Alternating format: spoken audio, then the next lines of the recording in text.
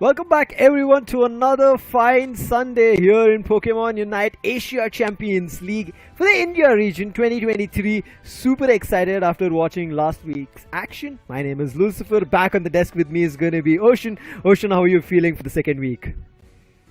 Another week, another storyline is what I'm feeling, right? We are going to witness something incredible happening here. Last week, I remember, if my memory just, recalls me, it was 2-0, 2-0 all over, right? Yeah. But this week, I want to see something different. I want to see 1-1s coming. I want to see best of threes happening.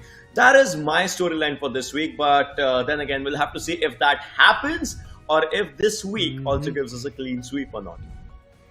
Yeah, I mean, because still for a couple of teams, it's going to be the first games, even though it's been a week. There are teams, which one particularly is going to be Marcos, who will be looking forward to. But we did talk about Marcos' end, where they were able to witness all the four teams in the previous week and also were able to cook up strats, right, with the big timeline that they had all over throughout to a next Sunday, and I'm looking forward to it. But in case our viewers who are joined in from other regions as well, looking forward to what the Indian region is doing in terms of the teams, and for more information, you just saw the link, you can click on it for more information about maybe East Asia or Southeast Asia. But now quickly, Ocean, will jump into what we have for the audience. Not just information, but a giveaway, and this giveaway is exclusively to the Malaysia and Singapore region.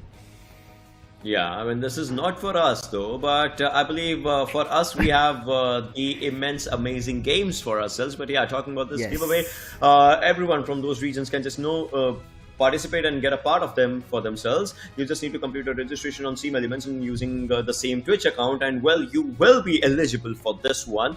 And talking about this, right? I wish I could get something or maybe everything out of this one. I mean, that sound greedy? I mean, I want everything, but we'll talk about that later on. Right now, here are the teams. Yeah. At least the Pikachu keychain. Yeah, again, we'll get back into it. The qualified teams is what you're seeing, a total of 15 teams, not just from one region, but from three regions, as I mentioned, East Asia, Southeast Asia, and India. Phenomenal teams who have given it their all in their respective regions, worked really, really well, and then we did see regional champions as well coming through. But now, whether they might have qualified for this Asia Champions League, their intention is to jump to the finals, become the top two teams from their respective region, qualify through this stages, first stage, second stage, and jump into the LAN Ocean. Oh, we have the schedule right in front of us. Last week, we saw God's Reign and True Rippers take against each other. True Rippers, I believe, got 2-0. Revenant and SATUL, Revenant got 2-0. Now, Marcos Gaming is coming up onto the map circuit as well. And Marcos Gaming is going to be their first game against True Rippers, who already have had a game for themselves, and they won that game 2-0. Talking about God's Reign, well, God's Reign and SATUL, both of these teams lost. So I want to see what happens today. Yeah. Marcos is going to be a starter or a debut today for them. On the other end, Two Rippers already have a victory. Interesting to see what's going to be happening, but in case for our viewers, you want to see how teams will be split in terms of the stages. In the first and the second stage, all 15 teams will get to stay. But in the second stage is where we'll be seeing the playoff stage of elimination. Teams who start losing, depending on which ranks they are, their matches will be earlier. The team which will be on the first rank, which you'll be seeing when we go to the league table of every particular region. For India, we go to the India League table, where you will be able to see which team, for now at least after previous week's matches, standing on top. But talking about not just the matches here, there are prizes, the spoils. There is no prize for getting into ranks of top 5 in the first stage, but when you are in the second stage, the first 3 teams get spoils for themselves. $5,000, $2,500 for the second, and third team is going to be getting $1,000. Will not be qualifying, but at least something before going out of the tournament. Exactly. They'll get that consolation definitely for themselves, but what they will actually get is the experience to be a part and parcel of the entirety for themselves. And I believe that matters more for them, and they know how much, it just gets up for themselves. Talking about tournament rules, it's standard just like last week that we saw. Obviously, 10-minute match timer, best of 3 is what we are playing. 5v5 custom battle. Chaos Cry Ruins is the stadium in which we just see that, and obviously no use limits, no level limits. Obviously, there are just only those Pokemons that you can use in the draft mode. That is there, and the standard basic tournament rules apply. We'll be seeing how teams will function this week, because after seeing last week where at all times we saw a Sableye ban, I hope it is not there this time, but if it is there again, I'm looking forward to asking the players why that Sableye ban. I know kind of why it can in terms of doing damage, but every time. I mean, well, we'll talk about that if there are interviews, happening. But for now, let's talk about the drafts that are just, the draft mode that there is. Obviously, the first two teams, they get to ban one Pokemon. Then they start picking up one after the other. That's how the picks just happen. And then obviously the preparation phase happens. This is the draft mode. A few seconds for the ban phase, a few seconds for the pick phase, a few seconds for the preparation phase, and then 10 minutes of the utter chaos. I like how you put it. Like 10 seconds, 10 seconds, 10 seconds, then 10 minutes of chaos is what you're going to be seeing. Yeah. I mean, trust me, it is true. It is true. Yeah. If anything, it is true. It's just but brilliant. Yeah. We'll jump into the last week highlights for now and see the brilliant action that unfolded the previous time.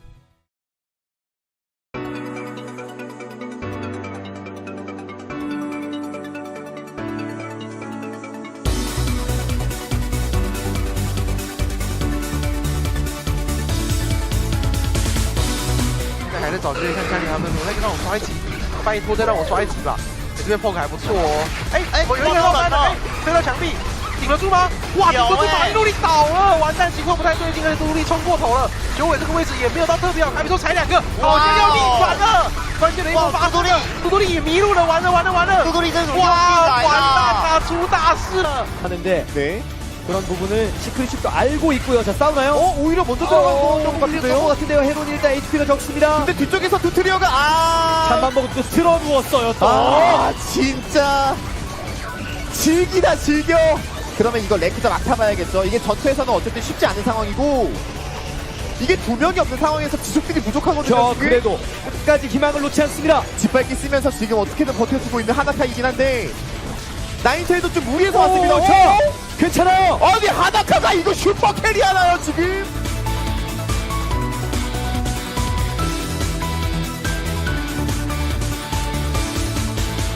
That's before the storm comes in, and here we go. Shifu jumping into the fight. Miva trying to set up for the team, but so far they don't get an elimination. They do some big damage, and so far Eldegoss is down on the side of MYS. They do have, they've lost a lot of their sustain, and now it's going to be up to Dan. The block shenanigans, the high horsepower.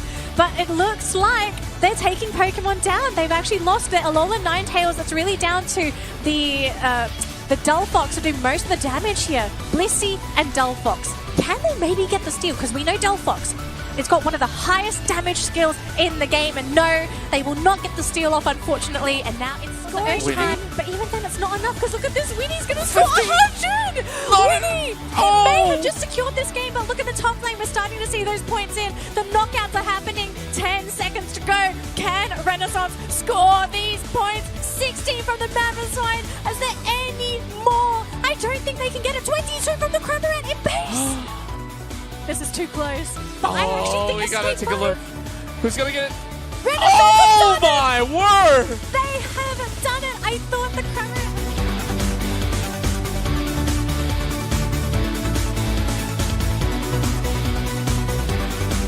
But then again, these are the last few 30 seconds, and if something can happen, it's going to be here. Otherwise, True Rippers, well, they might just not see a good scoreline for themselves. Sap is quite close to Ruckus, but we'll have to see what can happen for himself as this. Oh my god, oh my god.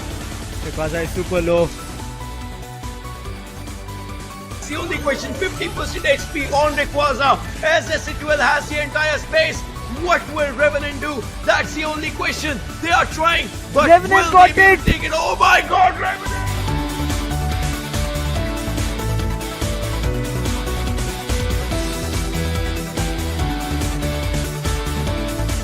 He basically hold the fort while this Blissey is soaking all the damage, but this Tyranitar won't be able to survive. Look at how fast Camera basically goes into shred their HP bar, and he's still doing it. That is a triple streak of knockout, and Renaissance will pave the way.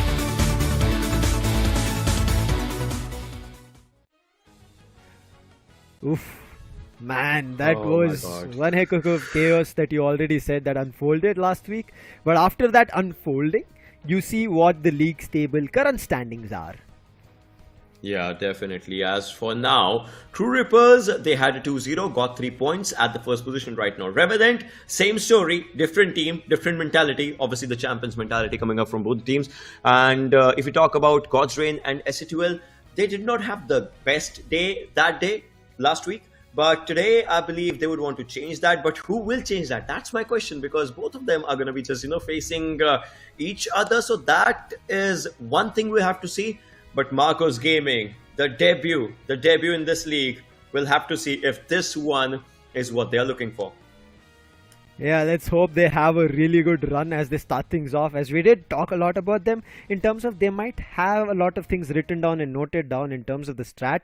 But one thing I do want to mention is God's Reign and SATL. Their journey does not just go back the previous week after taking the loss. It goes long back, because it was God's Reign who came back with a reverse sweep and denied SATL their grand final position.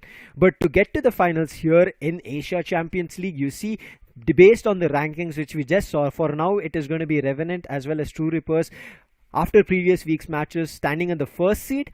But that's not going to be the case after we see all the week's matches, and then we get the first to the fifth, and accordingly based on these positions that you see, they'll be marked. But the team which gets that first rank, Ocean, will be qualifying without any tussle or any trouble directly from stage 2 to the finals as well as to the LAN finals. They will love that, but we are going to be loving this match for us. That is True Rippers versus Marcos. Marcos Gaming coming up here, showcasing up on the first game for themselves. And True Rippers, well, they know how to defeat the best of the best. I'm talking about God's Reign. So Marcos Gaming should be I believe, a piece of a cake for them. But then we'll see, though, what happens, because True Rippers has a different mentality. Marcos has a different mentality. But all that comes down to is what is going to happen in this one final game. This will be kind of a final game, because here in the league table, they'll be meeting only one. So something for True Rippers as well as Marcos that they have to look forward to. True Rippers, they want to keep their victory streak. Marcos, on the other end, they want to start things off and get points in their own league table, in their own place. And I hope they do get it. If they don't, it's going to be tough for them as well, because we already have two teams after the previous match who have got 0 points, and Marcos will just join. And then it'll become even tougher, because then we might get an idea that Ocean, one of these 3 teams, might end up staying in the bottom of the league stage, and we do not want that happening. But before that, this is my a favorite little part. bit of joyful, exactly, player trivia coming in. Kyo from True Rippers. This is I mean, we did see, I would say, in the previous week where we saw like stronger opponents from SATL's end. Here from Kyo of True Rippers says he learns from his mistake. Sounds similar, but also he says he loves to listen to songs. I hope he's also listening to songs when he's playing. Dodrio and Glaceon are the 2 Pokemons that he just, goes for, but loves to listen to songs. I mean, who doesn't? Come on, man. Everyone loves to listen to songs, right? I love songs. I believe you love songs as well. We talked about, I believe it was Crowley's Heavy Metal that his love was last week. And right now, if we just talk about it, Kyo just goes for his own songs. If I get a chance to talk to him, I would want to ask him, which type of songs are his favorite, though. Which genre? I agree. We did see heavy metal. We did see taking name of also a career, I would say, writer in terms of Badshah. So we'll be looking forward to if we get a chance. But now we'll jump into another player, which is going to be Vox from Marcos Gaming. We just spoke about anime, right? And last week, and he says binges anime. I mean, we've all done that, right? Whenever it's either a new one or whenever one of our friends end up saying you need to watch this, or you feel that FOMO of being left out when there's a conversation, you end up doing that night itself. Definitely. But as of now, good luck meal is McDonald's. I like McDonald's Happy Meal for one reason, because you get a toy in that, and that's just one of my things. Yes. But let's talk about one major Pokemon out here which was being banned last week. Now I want to see what happens if this one gets banned right now. I mean, you know what I'm talking about, right? Yes, we can see Sableye. I'm looking forward to if Vox will get a chance to pick it, or will it be banned. And also the chaos that Vox can maybe unfold with that Pokemon, because we were seeing, right, Ocean, that everybody was banning Sableye even before we see the action unfolded of what that single Pokemon could do. Now we'll see though what this Pokemon can do. if it just gets up onto the pick right now, because while we'll be coming up with the match definitely, and with that match starting up, I want everyone to just hold on to their devices, because I believe this is going to be utter chaos, but good chaos in one sense. Obviously one team is going to get that victory for themselves, but the other team might just get some slight learning if it just comes down to it. We'll definitely see that happening once the match just gets on the way. But for now, what do you think? What are your predictions? I don't know. I want to go with True Rippers again, just like last week. Yeah. I feel like they're very well composed, and especially that they got a chance to watch all the teams throughout the India Open the last week, and now how they will be ready. Yes, Marcos might be a wild card, because Marcos also played one match, got eliminated, and therefore we did not see a lot of Marcos action after the LAN. So True Rippers, they might have some read on the other three teams here in the Asia Champions League in the India region. Not too sure about how much they've been cooking up for Marcos. On the other hand, Marcos, they've seen what True Rippers does. True Rippers is very chaotic and also super aggressive, Ocean. Now to stop that, we did see what God's Reign brought in. They broke them and shattered them into pieces. Let's see if they will be able to do it here today. Let's see now, as we're just talking about it, we'll just get to understand what are the picks and what is happening overall. First thing, we go for the ban, then we move forward with everything. Now this becomes really interesting. I was just gonna say, now it becomes really interesting if we see another Sableye ban. I mean, that's gonna be a story of all the weeks, if anything. Last week we saw that. Come on, show me the money. Show me the money. Yes. Alrighty. Now it's all left to Snorlax, Vox, but unfortunately, Vox is not there in at least this playing five for this first game. Yeah. Eldegoss and Snorlax, I get it. Eldegoss, we've seen what happened last week. Safe loved it. We even saw Swifty getting that victory for his team. This week, as we started off itself, they've denied that from happening. And also we saw Daksh how brilliantly he played the previous week. So True Rippers with that Snorlax, so making sure that does not repeat today, they've banned it. So Daksh, he makes the change and picks up the Mamoswine. But Kyurem, maybe Vox is not here, but he fills that shoe of getting the Sableye in. Sableye is his. Mr. Mime on Rex. This looks really good for all of them. Sizer, we see one. We see Mamoswine as well, just coming up new. Like, these are pretty decent picks. And like, nothing wrong in all of these. I just want to see what are the last two picks. Alrighty, this is looking really decent. Cramorant coming up on Devesh. Now Snowy is the one who's gonna get that pick, and it looks like he has Urshifu for him. We did see Urshifu coming in from SATL's Might as well, as we saw previously. Yes. But it was not that effective. Can Snowy make it work this week?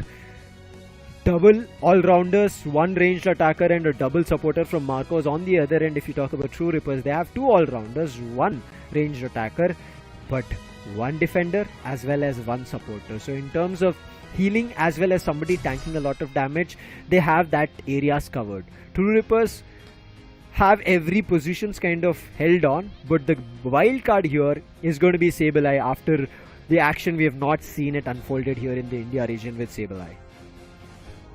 Let's see now what is going to happen in all of these situations. As we start off with the game, definitely in some time, True Rippers versus Marcos. Here we go. Game 1. True Rippers, can they keep up their clean slate of victories, or are they going to get their final defeat against Marcos? Marcos, they're the unknowns as they're treading in. As we talk about the mid lanes, it's going to be super crucial. Walk, he is the one who's looking forward to gaining experience, leveling up and becoming the Tyranitar very soon. On the other end, it's Scyther, along with, just in case somebody tries to enter to their mid lane in their region, it was Swinub for now, but we will wait for it. In the meantime, the first goal gets dunked from none other than Rex from Marcus Gaming, a big 7, but True Rippers answer back, still a 1. Early stages, no complaints for now here, Ocean. Let's see what is happening in the situations as we slowly and steadily see both of them starting up, both the teams starting up. Mr. Mime, alright, moving on to the backside. Daksh needs to stay away from the harm's way, but it looks like he does not even care right now as Marcos, they are trying to trying to take him apart, but looks like we see the knockouts happening already. He runs away, does not give away his life thankfully on the bottom lane, but in the meantime, Devesh trying to put a hold to Rex as well as his teammate Murium. Rex goes down, Murium did not get the chance to survive. Not too sure if his cooldown was there, that's the reason he could not use his solar beam, but on the other end, top lane battle, super intense, super low was Snowy, quickly grabs the citrus berry and Wall holds down, but it's still a 3-man push coming in there, looking forward to doing damage, eliminating both the holders of top lane and dunking goals, and Marcos unable to hold it. True Rippers gain the lead.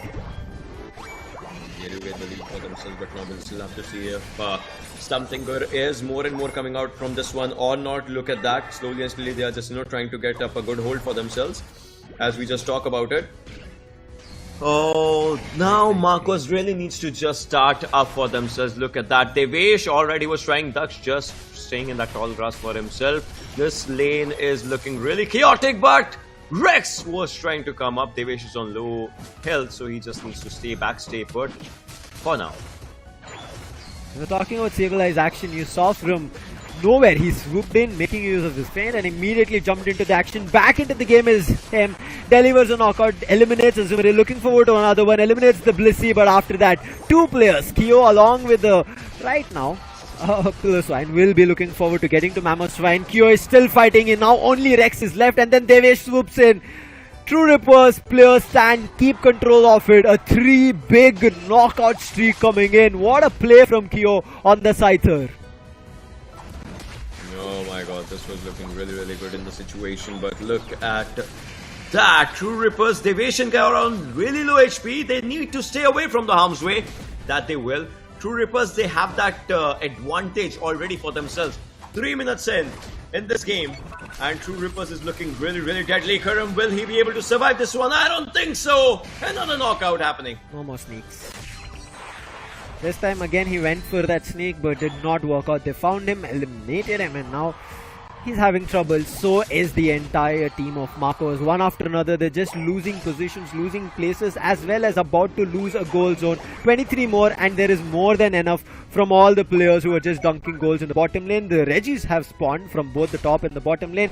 Before that itself, a goal zone gets destroyed, and they even quickly melt. None other than the Regis still get the attack buff for themselves, and Ego, he'll be looking forward to finding another knockout. In the meantime, Snowy, he's very close to the True Rippers goal zone, but he's alone. If he gets immediately 2v1, it's going to get tough for him. He's trying to run away. Rex is here to help him out with the power swap, trying to save the day, but in the meantime, Cremorant, he's getting stuck, but there's there another player, that's none other than Scyther. Kyo coming in, immediate elimination along with help out from the Cremorant, and Sableye also goes down from Kyo. Marcos thought they were controlling the tide, but it is still True Rippers controlling the entire game. And look at Kyo! He's running in between the flux, still finding eliminations, doing so much damage. And now finally understanding that maybe Mime can have a chance, but leaving him alone on the top lane. True Rippers full in control, take the Regieliki as well. Wow. Think about it, right? Azumarill level 11, Scyther level 10. That's how they are playing it. That's how they like to play it for themselves. They are just going for each and everything that they can get. I don't think so. There's no coming back for Marcos from this one. They cannot just come back unless we'll see some sort of a miracle. Obviously, once the last 2-minute marker is remaining. Obviously, that's going to be a different story for a different time. But for now, True Rippers, they are getting more and more for themselves. Dux just going for it, trying to do more and more damage, and I think he's getting good. Rijeki, alright, was trying to take him down. Volk, he is doing pretty good, but then again, just not enough. Just not enough. Oh. He was alone. Unfortunately, his healer is not there, so Volk trying to play alone as a Tyranitar, it's going to be too tough.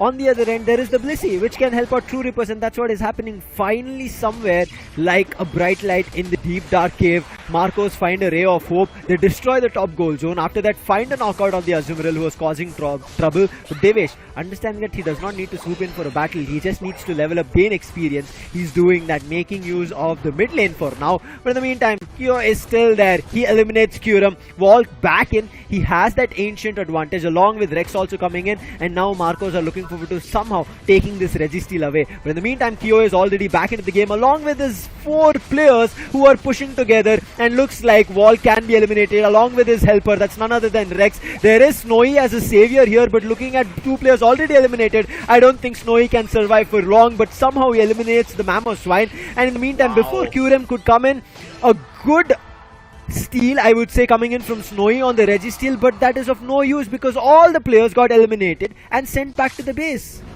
They definitely were sent back to their base, but now we'll have to see and understand what can be done more and more in this situation. Ego, look at Rex trying to chase him, but Ego just gets out of the harm's way. And now Daksh is trying to go for it. Regielki is just around that. Kaio was trying to take him down as well. Unstoppable streaks coming up for the players of True Rippers. 219 versus a 127 for Marcos. Looks like this might just be the time that Marcos can gain momentum, but if it doesn't happen now, it might not happen at all. Yes. I agree, this might be the time for Marcos. They did eliminate Kyo, but the things are not working out. Curem is the first to go. Walk looks like he's about to follow it up. Aqua Tail hitting him. He gets back the Ancient along with his Dark Pulse, but it's of no use. And now with Regielki free to take for the players of True Rippers, already having a lead. Snowy gets goals done, but it was just 4. No use at all, and an easy Regielki take coming in from True Rippers. The top lane completely under control, bottom lane completely under control. Nothing to be worried about. Curem, with his passive ability, he's sneaking. Nobody knows he's close, looking forward to scoring, but he's seeing Kyo there, therefore does not go for a goal. In the meantime, Regielki pushing on the top lane. They're just trying to cause trouble with Regielki being the ally for True Rippers, but on the other end, True Rippers, this time that they're taking, you can see they're not getting initiated in battle or interacting any of it. They are leveling up, making use of the wild Pokemon everywhere, because in the next 20 seconds, Rayquaza is about to spawn and things can turn left and right. And that's the reason True Rippers do not want to let it slip. 2 minutes now coming up. We are heading on to the final 2-minute marker. That means we know it. This is going to be utter chaos right now. We see all the players just waiting for it. Everyone's just waiting for it as we will be moving on. Rayquaza has appeared and now the utter chaos just comes up. 255 versus 212. Anything can happen. True Rippers, if they get this one for themselves, that would be great. But Marcos Gaming, they are waiting for the final position for themselves as Wolf just goes to the backside. And we'll have to see Rex is on such a low HP. One more blow might just take him out. Look at that. He will be taken down, but slowly and steadily. True Rippers, they are trying to do everything. And I believe this might just be in their favor. Yeah. Snowy is the only one surviving. There's no way I feel like Marcos can do something, but Rayquaza needs to be eliminated very fast without letting any of the players respawn and get back into it. Snowy is very up close in the top lane, but they are denying him with the Mamoswine being there, and there is no way I think they will get a chance to steal it, because Snowy also gets eliminated on the Urshifu, and Rayquaza easy peasy coming in for True Rippers. They're running right to the goal zones of Marcos, whichever is left, getting hundreds of goals scored in, but Kyo is getting stopped. There are 3 players putting a stop to him, but on the top lane, people have already started scoring. A big 100 comes in from none other than Ego. Followed up should be Daksh as he's pushing into the base goal zone. He's trying his best, but they're causing trouble. They're trying to do damage, but right now True Rippers, already Ocean, have a 533. There is no way Marcos can turn this around in the next 40 seconds. True Rippers is on a winning streak. I mean, if you remember last week, they dominated. They conquered. They went for a clean sweep of 2-0. This week, a 625 already. I can see them going down to a 700 marker as well. We'll have to see though what happens. But as of now, they have a double KO streak, double knockout streak coming up for themselves. Now, this is time for Marcos to maybe get a few more points, but I don't think so that's going to be enough at all, as True Rippers is going to be enjoying laughing, just laughing around as they get another victory of quadruple KO streak coming up for them. Oh my god! Unstoppable. True Rippers. Wow. We thought maybe with the debut match coming through, Marcos, after seeing what True Rippers were able to do, the gap which was there, maybe I've cooked something up, but True Rippers are like, there's nothing that'll work. Immediately try everything. What we were worried about Curem being that wild card, we have not seen Sableye play until now. After the previous week, comes out today. Was nice to see, but was not effective that much. Did get 145 goals scored, but in terms of knockouts and assists, it's just 1 and 2 respectively. Oh, it was definitely, it was. But the way these players have just, played for themselves. I mean, True Look at Rippers, Kyo and Ego. another win. Another win. I mean, it's Scyther, right? That's one thing. Yeah. And for him, Azumarill, we know Ego's one power from the last week's trivia is he is confident. Yes. Right? That confidence Yes. speaks. Look at that. Look at that. After the 8-minute marker, just look at that. Nobody to stop them. I mean, even in the early stages, there might look like a gap which is reachable. Yes, it was reachable. But True Rippers never gave Marcos even the hint or even the whiff of it that it feels like, oh wait, there is a chance. That gap was a steady one. At the last, there were, because they were trying to score 20 and 30. On the other hand, True Rippers, after getting Rayquaza, they were scoring hundreds of it. Worked out really, really well. And I think Kurem would have gone for a Shadow Sneak, but I think he did not. He was just using the passive ability after he goes out of range. He just used knockoff, and I also thought he would use maybe feint attack coming through, but he went for the confusion ray.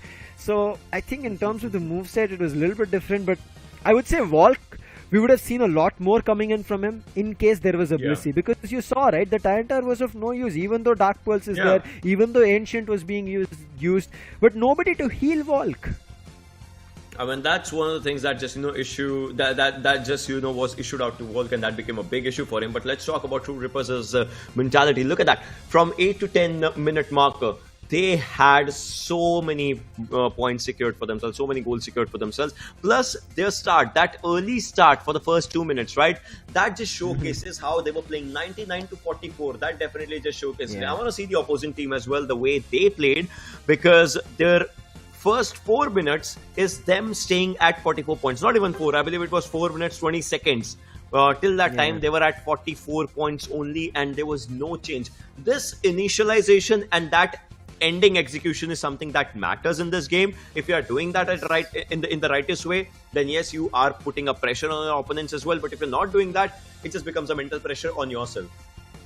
I agree with you, rightly, Ocean. On dot, on point. That if you keep goaling, irrespective that you're not getting knockouts, if you keep getting scores dunked, you will still feel confident and not so much pressure that you will get a chance to get your game back in after your Pokemons have leveled up, after you get that boss Pokemon. But that instance just never happened for Marcos. As you mentioned, till the 4 minutes, starting 4 minutes, they were just sitting at 44, nothing else. Where on the other end, True Rippers, every minute, every second that they got, they kept scoring. And Cramorant, from the start till the end in the final stretch, continuously, there was not even a single gap in between 2 minute halves that he never stopped. At all times he was trying to score in, and he was getting in. Devesh, here if Devesh would have been eliminated, things could have taken a southern direction. Devesh finding an opportunity, calling for his teammates, telling them that he's super low, needs help. Everybody intervened and Snowy couldn't do anything, and finally Snowy also got knocked down. This final effort, this final push to see if there is a way to get a couple of goals scored in. Yes, they did score a couple, Ocean, but there were hundreds on the other end. There was a massive Everest of points on the other end, and that could not just get them to the rightest part. But True Rippers, I mean, alright, see, it was 2-0 last week, and right now it's 1. Can we call it a hat-trick of a win or not? I don't know, but True Rippers is unstoppable. Yes, I think they're just taking the revenge of not being able to fight in the national playoffs, in the LAN, in the India Open. They're just like, okay, we have a bigger stage here, Asia Champions League. In the India region, we'll show them what True Rippers were unable to do there because they missed out on the action, and they are doing it. They're like, you bring any team you want, whether they're champions, whether they're the top team, we will take them down one after another. And look at this, True Rippers super in control. Now Marcos, this is a best of 3. There's one last chance, one last push here, Ocean. If they're able to do it now, they get the victory. Otherwise, it's a done deal. That is true. In a best of 3, second match is the most crucial one. Either it gives a team a 2-0 clean sweep, or it gives another team a fighting chance. Now you gotta decide which one do you want to be a part of, right? Either you get the part of, either you become a part of a fighting chance, or you become a part of the history by cementing yourself as a better team by taking a 2-0 sweep. Now, for True Rippers, they know start from scratch again. But once again, just like we talked about it last week, a curveball or not, we'll have to see. Yeah, I mean, True Rippers did rip up a curveball itself, where opponent was surprised, got it and like, wait, we had control. We had broken True Rippers literally to pieces. And immediately True Rippers, what they do, the last battle, Rayquaza won, they stand really tall upon it, take it for themselves, and God's Reign, who were so much in control, because the first game they had to lose the second one. There's nothing else, best of 3 lost. Right now, jumping to the second game, let's see if Marcos have a similar fate this time, or is it going to be True Rippers finally losing the first? I know I don't want to, but it can happen here, Ocean, with the game starting right now. Let's see. Let's see the bands. Come on, show me the bands. That's what I want, for the start. Yes. Plus, I just realized I saw your jacket. You call it a jacket, but I have the same jacket, I believe. Had we known, we could have squinned it out, man. But well, never mind. True. But I mean, Ocean, if you here are the remember, bands. we do have similar shirts. But yeah, coming back to the game definitely itself. The bands Meow is going to has be a been banned. Tyranitar and a Mew. Alright, Mew and Tyranitar has been banned. At the side, we see a pick of a previous ban, that is Snorlax. Snorlax was banned in the last game, and now we see it coming down on Rex. Scyther, alright. Now this is interesting. This duo we have seen previously as well, obviously from True Ripper side only. It's Scyther and Azumarill. We saw this happening in the previous game as well. So yeah. Yes. Super interesting. They've done so much damage. Both of them have done 90,000 damage plus in the previous game that they played. Now again they come out with same Pokemon picks coming through. I hope Marcos are ready for this. And it's not always easy to see almost all your all-rounders or heavy hitters to see 90,000+ damage. But if Q and Ego were able to do it, you better be sure that they'll be trying to do it again. On the other end, Volk switching it up. He's like, I want to play a little bit range because my all-rounder did not work. Picks up none other than Gardevoir, but Kyurem, he comes out with a Cliffable. We were having a discussion as well, right, Ocean? Like, Cliffable, we've not seen a lot of it. Can Cliffable work? Again, I feel like Cliffable will be more on the healer side rather than doing a lot in terms of damage. So super crucial in terms of playing with his teammates. But coming in with a double ranged attacker with a Delphox. Okay, Marcos. Let's see how this situation is gonna just work around. But now the preparation phase begins, and I'll tell you one thing. What was I supposed to call you, Lucy? I'll tell you one thing, Lucy. There's just they have to be prepared mentally, as compared to the game plan, the gameplay. If the mentality is right, I'm telling you, the game is coming home for them. Yeah. Again, we've always talked about this. I so agree with you that the reset, irrespective, you lose a game, you lose best of 3s, you have to have that reset that it's okay, forget about the game, you'll get back in the next one, and you will be able to do that. I think that morale support and that calling ability for their IGL is also going to be super crucial to tell them, forget about whatever happened, we'll get them back. We know we were in control, we just messed a couple of things here and there, but this game 2 starting right now, I hope Marcos are ready. I hope that too, man. I hope that too, that they are ready. They're ready to just get it up for themselves. We'll see though how it just comes out. Slowly and steadily. The game just starts up. We need to see them hoops coming up, then baskets coming up. And in a while, we'll definitely see that happening. But I want to see who starts up first. And we see a clash happening already. Alright.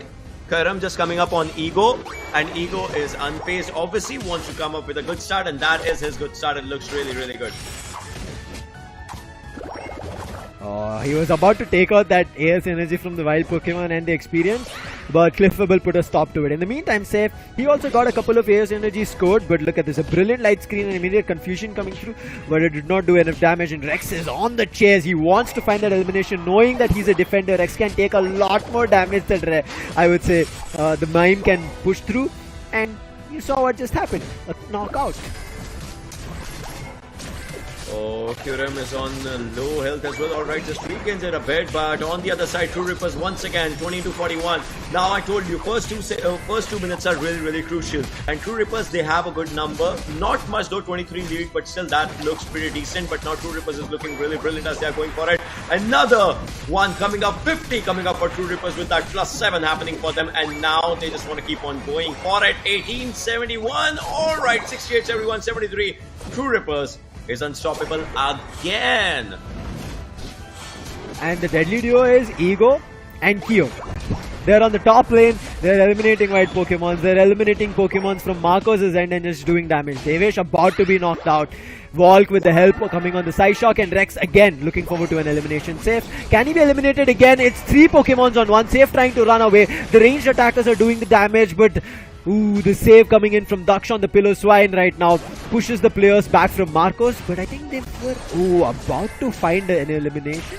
But it did not, as players all backed off, got back into their goal zones. But right now, going to the central area is all True Rippers as well as Marcos. And Marcos looking forward to finding an elimination. They've spotted out Ego, but Daksh is back again to help his teammate out. And Ego immediately, making use of the held item, I guess, runs away from this battle, understanding that it's a 4-man push coming through.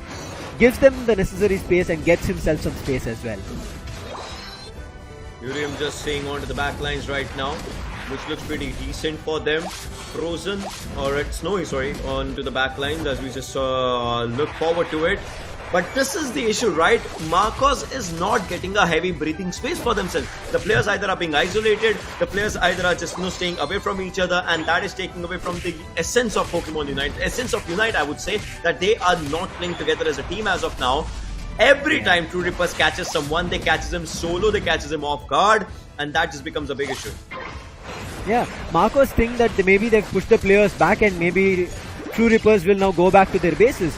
Rather, True Rippers are just changing lanes, but right now with the Regis spawn, it looks like Marcos immediately wanted to initiate the fight, and Registeel somehow the backlines did do the damage because of Marcos were able to deliver 2 knockouts. The Pokemons, yes, will respawn, but in the meantime, Daksh and Safe are buying time. Devish is going to be here. A gravity coming in from Kyurem to find a way to eliminate. It does not happen. The attack buff works in favor of Daksh, uses Icicle Spear, I guess, and does the damage, and now they have the attacking buff and the advantage, and the players are here. Ego looking forward to eliminate Kyurem. He is the supporter, can tank a lot in terms of damage, but still Devish helping out. Eliminates Gardevoir. The ranged attacker is down, which makes life even more toughable. Cliffable goes down now, even though there was the Snorlax as well as Urshifu. With all 5 players pushing together, how can you stop them with just 2 or 3 players? Marcos, give it up. Bottom goal zone is going to be the first to be destroyed. But think about it, it's been 4 minutes, right? It's been 4 minutes and Marcos is sitting at 30 only, 30 goal points only. That is a big blow on the side of Marcos. I cannot imagine Marcos like this, right? We have seen them just win in many difficult situations, many different situations. But this time Marcos, I don't think so that it's just coming up. True Rippers, although, they have a really good streak for themselves, and this is where they are just moving forward again. Marcos Gaming might just go for an opening, but True Rippers, they know it. What teamwork is. They like to play like that, and Marcos Gaming, they had a good chance, but it was again taken away from them. Marcos trying to create another opening if they take this Regieleki, but look at the players from True Rippers. They're back in the game. They're running right in between the players of True Rippers. A Unite being used from the Cremeron, doing the damage. Oh, we have a quick pause. There was a 2 KO streak that we just saw coming in as well, and the Regi was also taken, but we have a quick pause and also confirmation that we'll be back to our faces. We will break down right at the midpoint. We were like, as you mentioned, 4 minutes were done. It was the 5th minute mark, and man, oh man, True Rippers fully in control, reined it in there. You saw Regieleki fight was started. One last push, one last try again from Marcos to take the top lane control, and a Unite move coming in from Cremeron does so much damage, and boom, goes the top lane as well. Oh my god, it was just so on a different league, a different level. We just talk about it, but what a game it was happening. Like what a game was. The way it was just going on, it was heavily one-sided dominated. It was almost a 2-0 happening. I mean, if you just think about it, right? It was a 2-0 and it was done. But still, Marcos Gaming, they will have a fighting chance for a while. But the way True Rippers was just trying to gather around, trying to cement themselves, trying to isolate the players of Marcos Gaming. Like, True Rippers was playing as a big, insane, amazing, mind-blowing team, to be honest. Yeah. Marcos were pushing together just like True Rippers did. In one lane, they get control and push back the players from True Rippers, and they think that, okay, if we have pushed all the players back from one lane, let's just switch up, go to a different lane where we will get control. If there is a player isolated, we will find a KO on that player, knock him out, send him back to the base, and we will start getting goals scored. What happens as soon as they switch lane? They're greeted by 2 other players from True Rippers. And like, wait, we did fight with the entire Pokemons of True Rippers, but where did these 2 new Pokemons just spawn from? But that's how brilliantly that they're playing. Man, oh man, this is just brilliant. Well, We have heard I mean, there's been a technical yeah. issue. Oh shit. Yeah, there are a couple restarts that are happening. I mean, if we just talk about onto the True Ripper side, so they're just restarting the game, Only a and we'll player. definitely see exactly only one player will restart the game, and we'll just get back to the action as soon as we can. But trust me, the way this game was going on, I mean, no one could have imagined, right? Again, True Rippers on that domination. Last week, True Rippers was insane. This week, True Rippers again insane. I mean, is there any stopping to them? I just don't know yet. Yeah, I think every team need to be worried about True Rippers right now. The way they are playing, and especially Yeah. this is not making a big changes, right? They're making some changes in one Pokemon or two Pokemons, which kind of should feel like, oh, maybe they're off their game. This is our opening for the other team, but they are well versed in what they have to do there as well. And that one small, I would say it's a minor fact, but it's a major cause of why True Rippers are winning is they stick and work as a team. That 4-letter word, that play that True Rippers are showing us from week 1 now again to week 2 to clinch a clean sweep, I don't know, man. And other teams Almost need a to clean find a way sweep. to break this. Yeah, almost. Yeah, it hasn't happened yet. I'm just telling you, it hasn't happened yet. So There is still almost a a clean chance. sweep. There is still a chance, maybe a slight fighting chance. But again, just like I told you last week as well, hope is a dangerous thing, but hope is all we have. So we'll see though once we move forward with the teams, with the games, obviously. But for now, True Rippers, they are definitely enjoying that for themselves, the way they have been playing. So yeah. And I agree with you in terms of enjoying, because once you get control and when you feel like I'm doing knockouts, my team is getting knockouts, we are destroying goal zones, we are getting the boss Pokemons both on top and the bottom lane, you just have that confidence that flows through you. I mean, Ego told in his trivia, but I feel like that confidence, if it is just not in one player, every player, you just have a really splendid game, and that's what we are seeing coming here from True Rippers.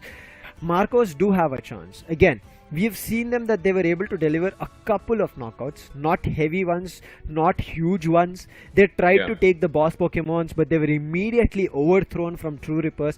But I think it needs to be a tactical fight that Marcos need to deliver, where they're like, okay, we will send a couple of players, hide in the tall grasses, send a couple of people to the mid lane of our opponent, and from there, when we are pushing to the goal zone, a couple of those players start jumping and swooping in for the attack. I think that kind of a strategy is where the table turner maybe happens for Marcos.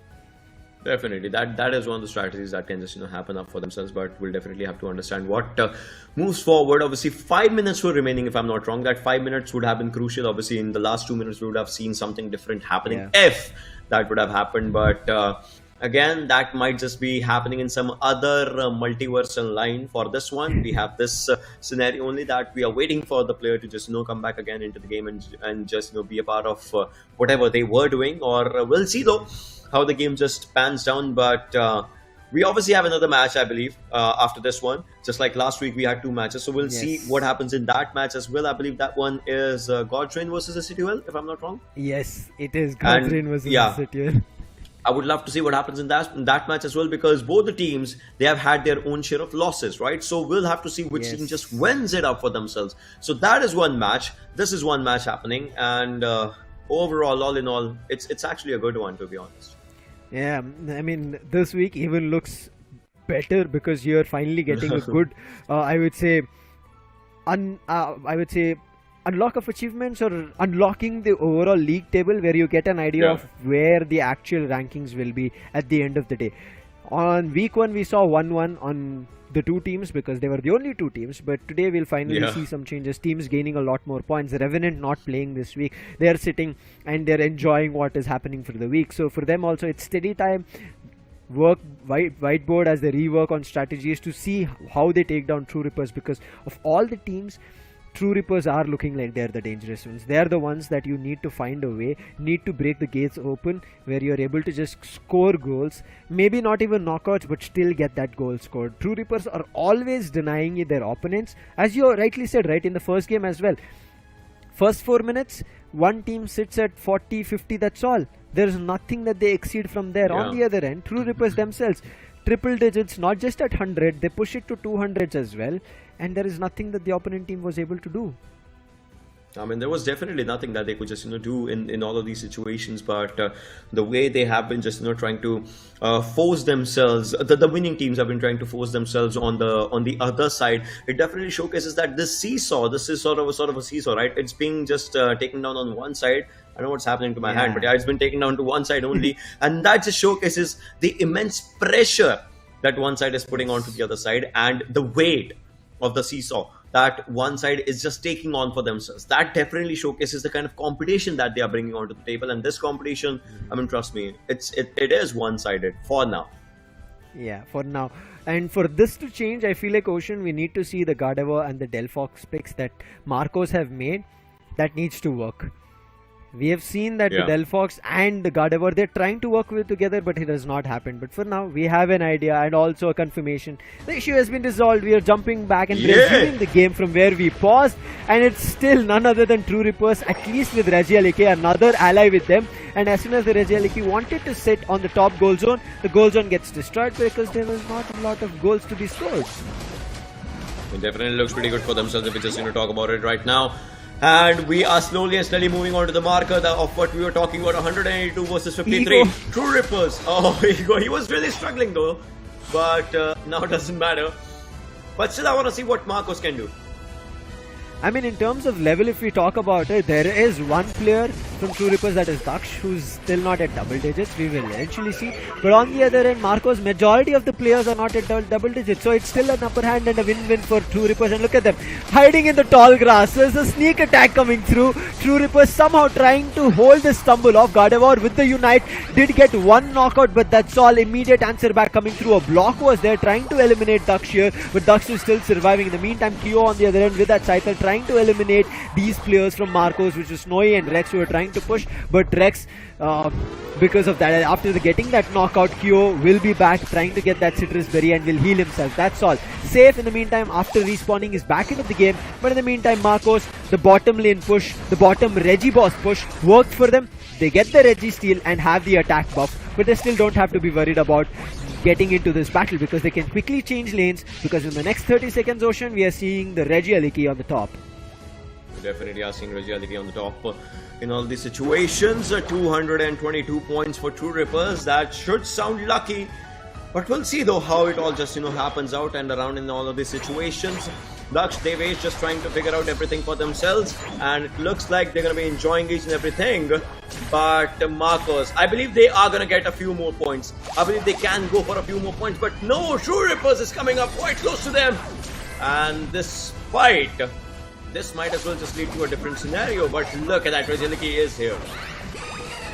Both Walk and Delphox for now are playing separated, and Walk's position is not. He's trying to help out with Kyurem being there with using the Moonlight, but Ego is somehow trying to find a way to eliminate these players, find that knockout. But in the meantime, as an entire team, True Rippers, they got Regieleki again in their favor, and they have added another ally, so that's going to be a 6th for them. And in the meantime, they've also entered the mid lane of Marcos, and from there, they're just gaining more and more experience. Delphox as well as Gardevoir, we talked about Murem as well as Walk, finally playing together, eliminate Regieleki way before it gets a chance to sit in none other than the goal zone. But in the meantime, one player, Snowy, he was isolated, and 4 forces from True Rippers jump on top of him and immediately send him back to the base. 166, Marcos is actually starting up. They're actually coming close. They're actually trying to get to the place, but now last 15 seconds, you know it, what everyone does, for last 15 seconds they're just gonna stay there, they're just gonna stay put, they're just gonna wait for the right moment when Lusaka just arrives, and they're gonna just move forward with this. And we have less than 3 seconds now for the utter chaos, for the ultimate game, as we see it happening, and now everyone's ready for the end game. Early damage on Rayquaza, but of no win. Immediately Rayquaza restores the health, but Marcos, they're the one who started this battle. In the meantime, True Rippers, are they going to answer back? The block does not work as it is intended for Rex. But in the meantime, Snowy finds one. Devesh is down. That's the Cramorant out, and now it's a 4v5 fight. True Rippers need to be worried about, because the goal difference is also not huge. Marcos still have a chance to get back in. Oh no, Daksh tried to use his Unite. I'm not too sure if he used it, but the Unite coming in from another Cliffable with the gravity, I guess. They did deliver an elimination and send him back to the base as well. And now with Kyo trying to fight for the life as the Rayquaza is trying to be melted completely, full in control. Marcos get it, and they are looking forward to getting back into the game, denying True Rippers a clean and a flawless victory in their league table. Definitely, that just happens in all of these situations. But look at that. Look at the scenarios.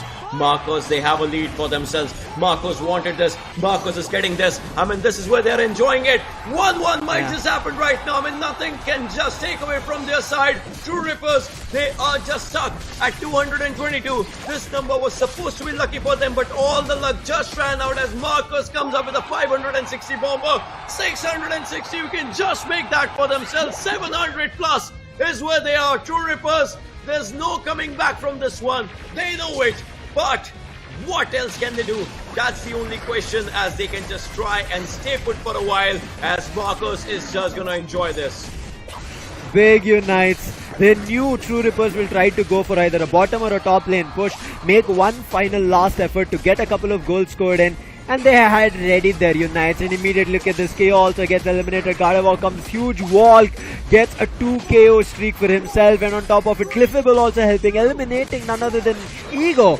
It's a done deal. Marcos seal this second round for themselves, the second game for themselves, and True Rippers, they're left wondering what went wrong. And that is their Cramorant being that first knockout in that last final stretch fight. Let's now just witness this happening as Marcos Gaming gets it to a 1-1 scenario. This was a second game and Marcos got it for themselves. The last 2 minutes, we talked about how crucial they are. We talked about how they just changed the pace of the game. Marcos knew it. Plus the best part is Marcos had already seen last week's games of True Rippers. They knew it, how they are just, gonna do it. And True Rippers, they got the first game, but Marcos, now they are picking up the momentum. The third game is gonna be a brilliant one.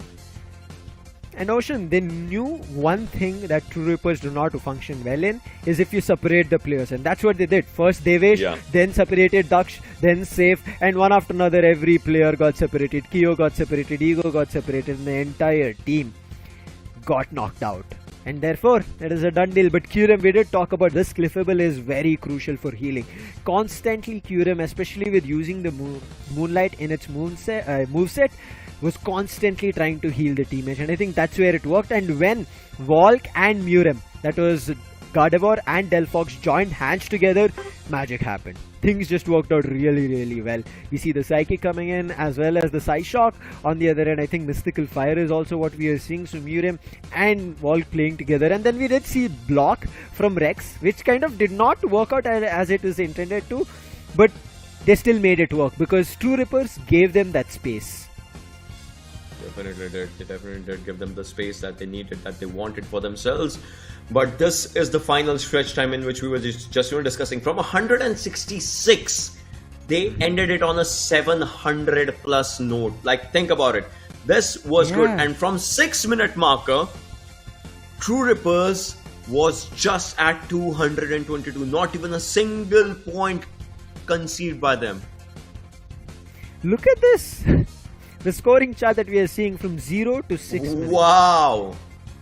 They did not get anything through, but after the 6-minute mark, everybody tried their best. Started off with none other than Snowy and Delphox Murem coming through, and then once they got Rayquaza, the entire team ended up scoring. On the other end, True Rippers, it's complete exact opposite. In the early 6 minutes, we saw I would say early 4 minutes, okay, that we see all of them scoring, and when we come to the 6 minute, it was only Devesh, that was the Cramorant, who we saw in the previous game as well. Game 1 was constantly scoring, but after the 6-minute mark, not even a single goal we see here, Ocean. It was just so good, but now obviously we'll move forward to the replay and we'll see what happened. I mean, this was exactly the time where True Rippers had that advantage for themselves, but Marcos, just after that timeout, you can call it, they got a good breather, and that breather just helped them. Yeah, and also keeping space at all times whenever Marcos wanted to indulge themselves in fights. I think having that confidence, knowing which are the right fights to pick and how to play it, right? worked out really well for them. This bottom lane fight, not this, the next one, where they had a chance to take away the Registeel. Once they got the Registeel and then they swooped in for none other than Rayquaza, it worked out really. You can see Ego and Kyo trying and doing with all they've gotten, but they're not a ranged attacker. They cannot do AoE damage. They have kind of tried to do a player damage, and that's the reason it did not work out really well for them. True Rippers, finally an upset, and finally an opponent who has shown them that you are the ones who try to do a 360. We can also throw a curveball at you, and now True Rippers are left wondering. One last match from a best of 3, it's become a best of 1. For a 360, they just did a 720, almost like 708, but still, they almost did a 720 for themselves. Like that was just so insane the way these players just played. But now, only one thing on my mind is how are they gonna come back from this one? And I'm talking about True Rippers, right? Because they again had the lead, they again had the advantage, they again had pretty good things for themselves. Only not defeating Ryuzaga in the last, in the last 2-minute marker. It just took away from them. That was the biggest loss of the entire game, and that loss is something that they could not come back from. So I want to see if True Rippers has what it takes in them, or will Marcos just swoop it again.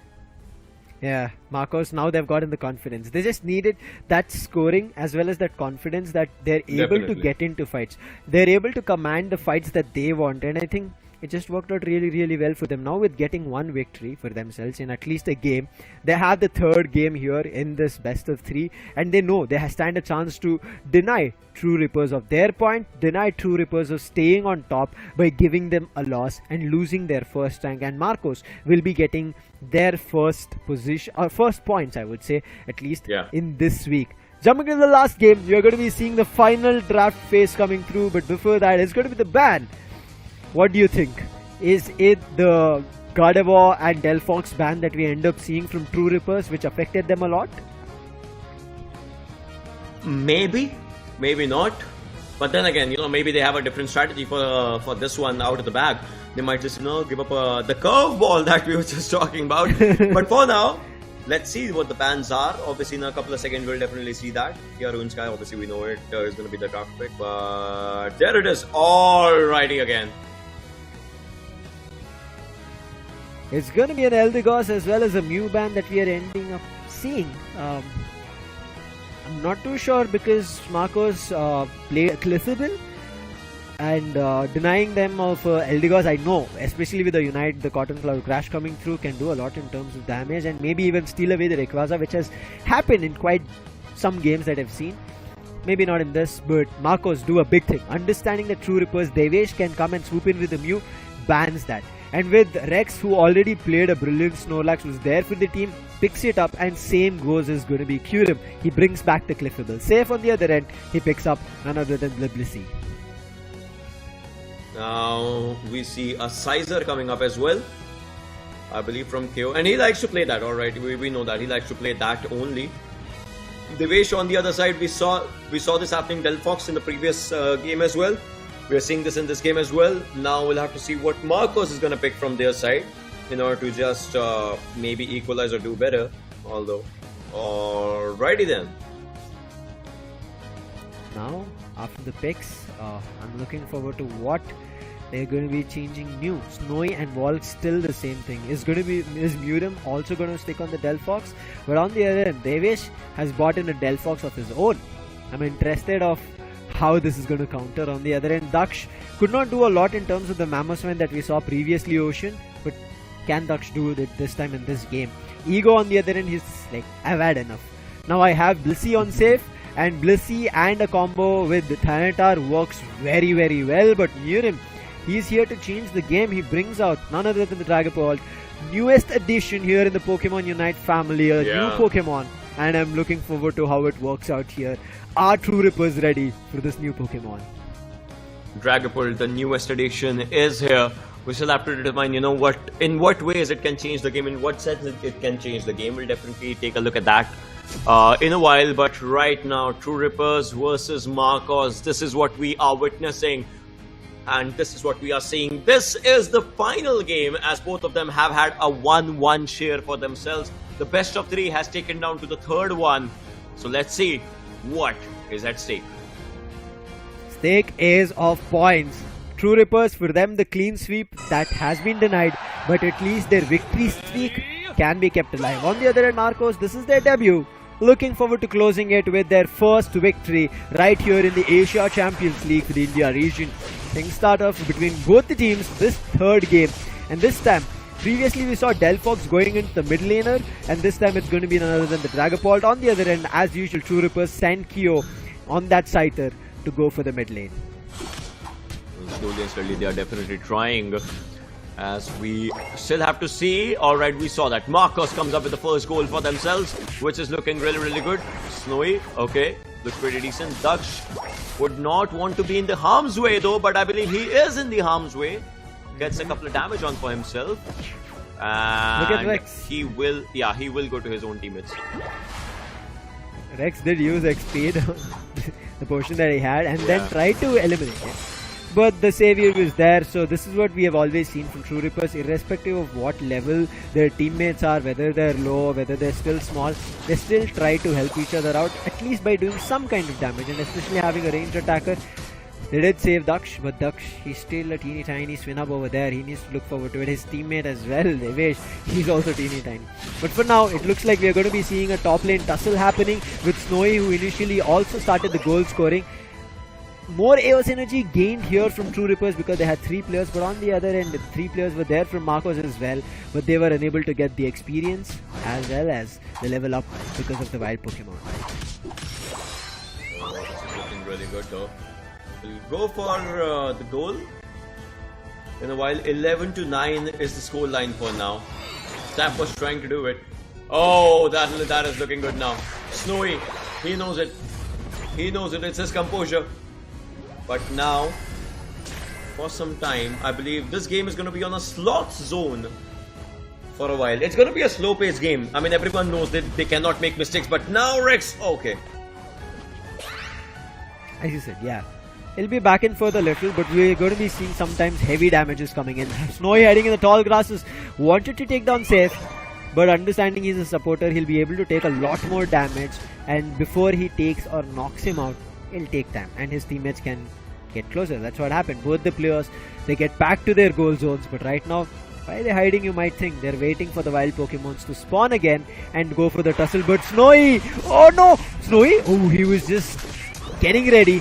Comes out to the wicket chop, but in the meantime it was a 3-man push coming in from True Rippers. Therefore Snowy will not be able to stop these goals from getting scored, and Snowy is also super low. His citrus berries were literally taken away from the players of True Rippers. They were snatched and stolen away, therefore he had to give away his life. But he goes back to the base. Early stages he'll be respawned quickly, but right now spawning is going to be the Regis on the top and the bottom. But in the meantime, Marcos, a big heavy push on the bottom lane. Start delivering knockouts one after another and take bottom lane control, destroy a goal zone, and quickly jumping into a Registeel fight. Well, let's see what more they can do in this situation. Rex, obviously, the teammates going for the Registeel. Alright, that has been taken down now, but on the other side, Regice, I believe, just there. Regileki, okay, was just there, will be taken down as well. Looks pretty good. A lot of knockouts happening. Marcos is on their way to maybe take another victory for themselves. Obviously, the time will tell. We still have 6.5 more minutes to just end this game. True Rippers is not far behind. They know the mistakes that they had done, so they are not far behind, and this time they would want to get a good game for themselves as well, to just cement themselves as the only 2-time winner. And just like the last week they had 1 game, this week they can have 1 good win. But Marcos just came out of syllabus for this one. Yeah.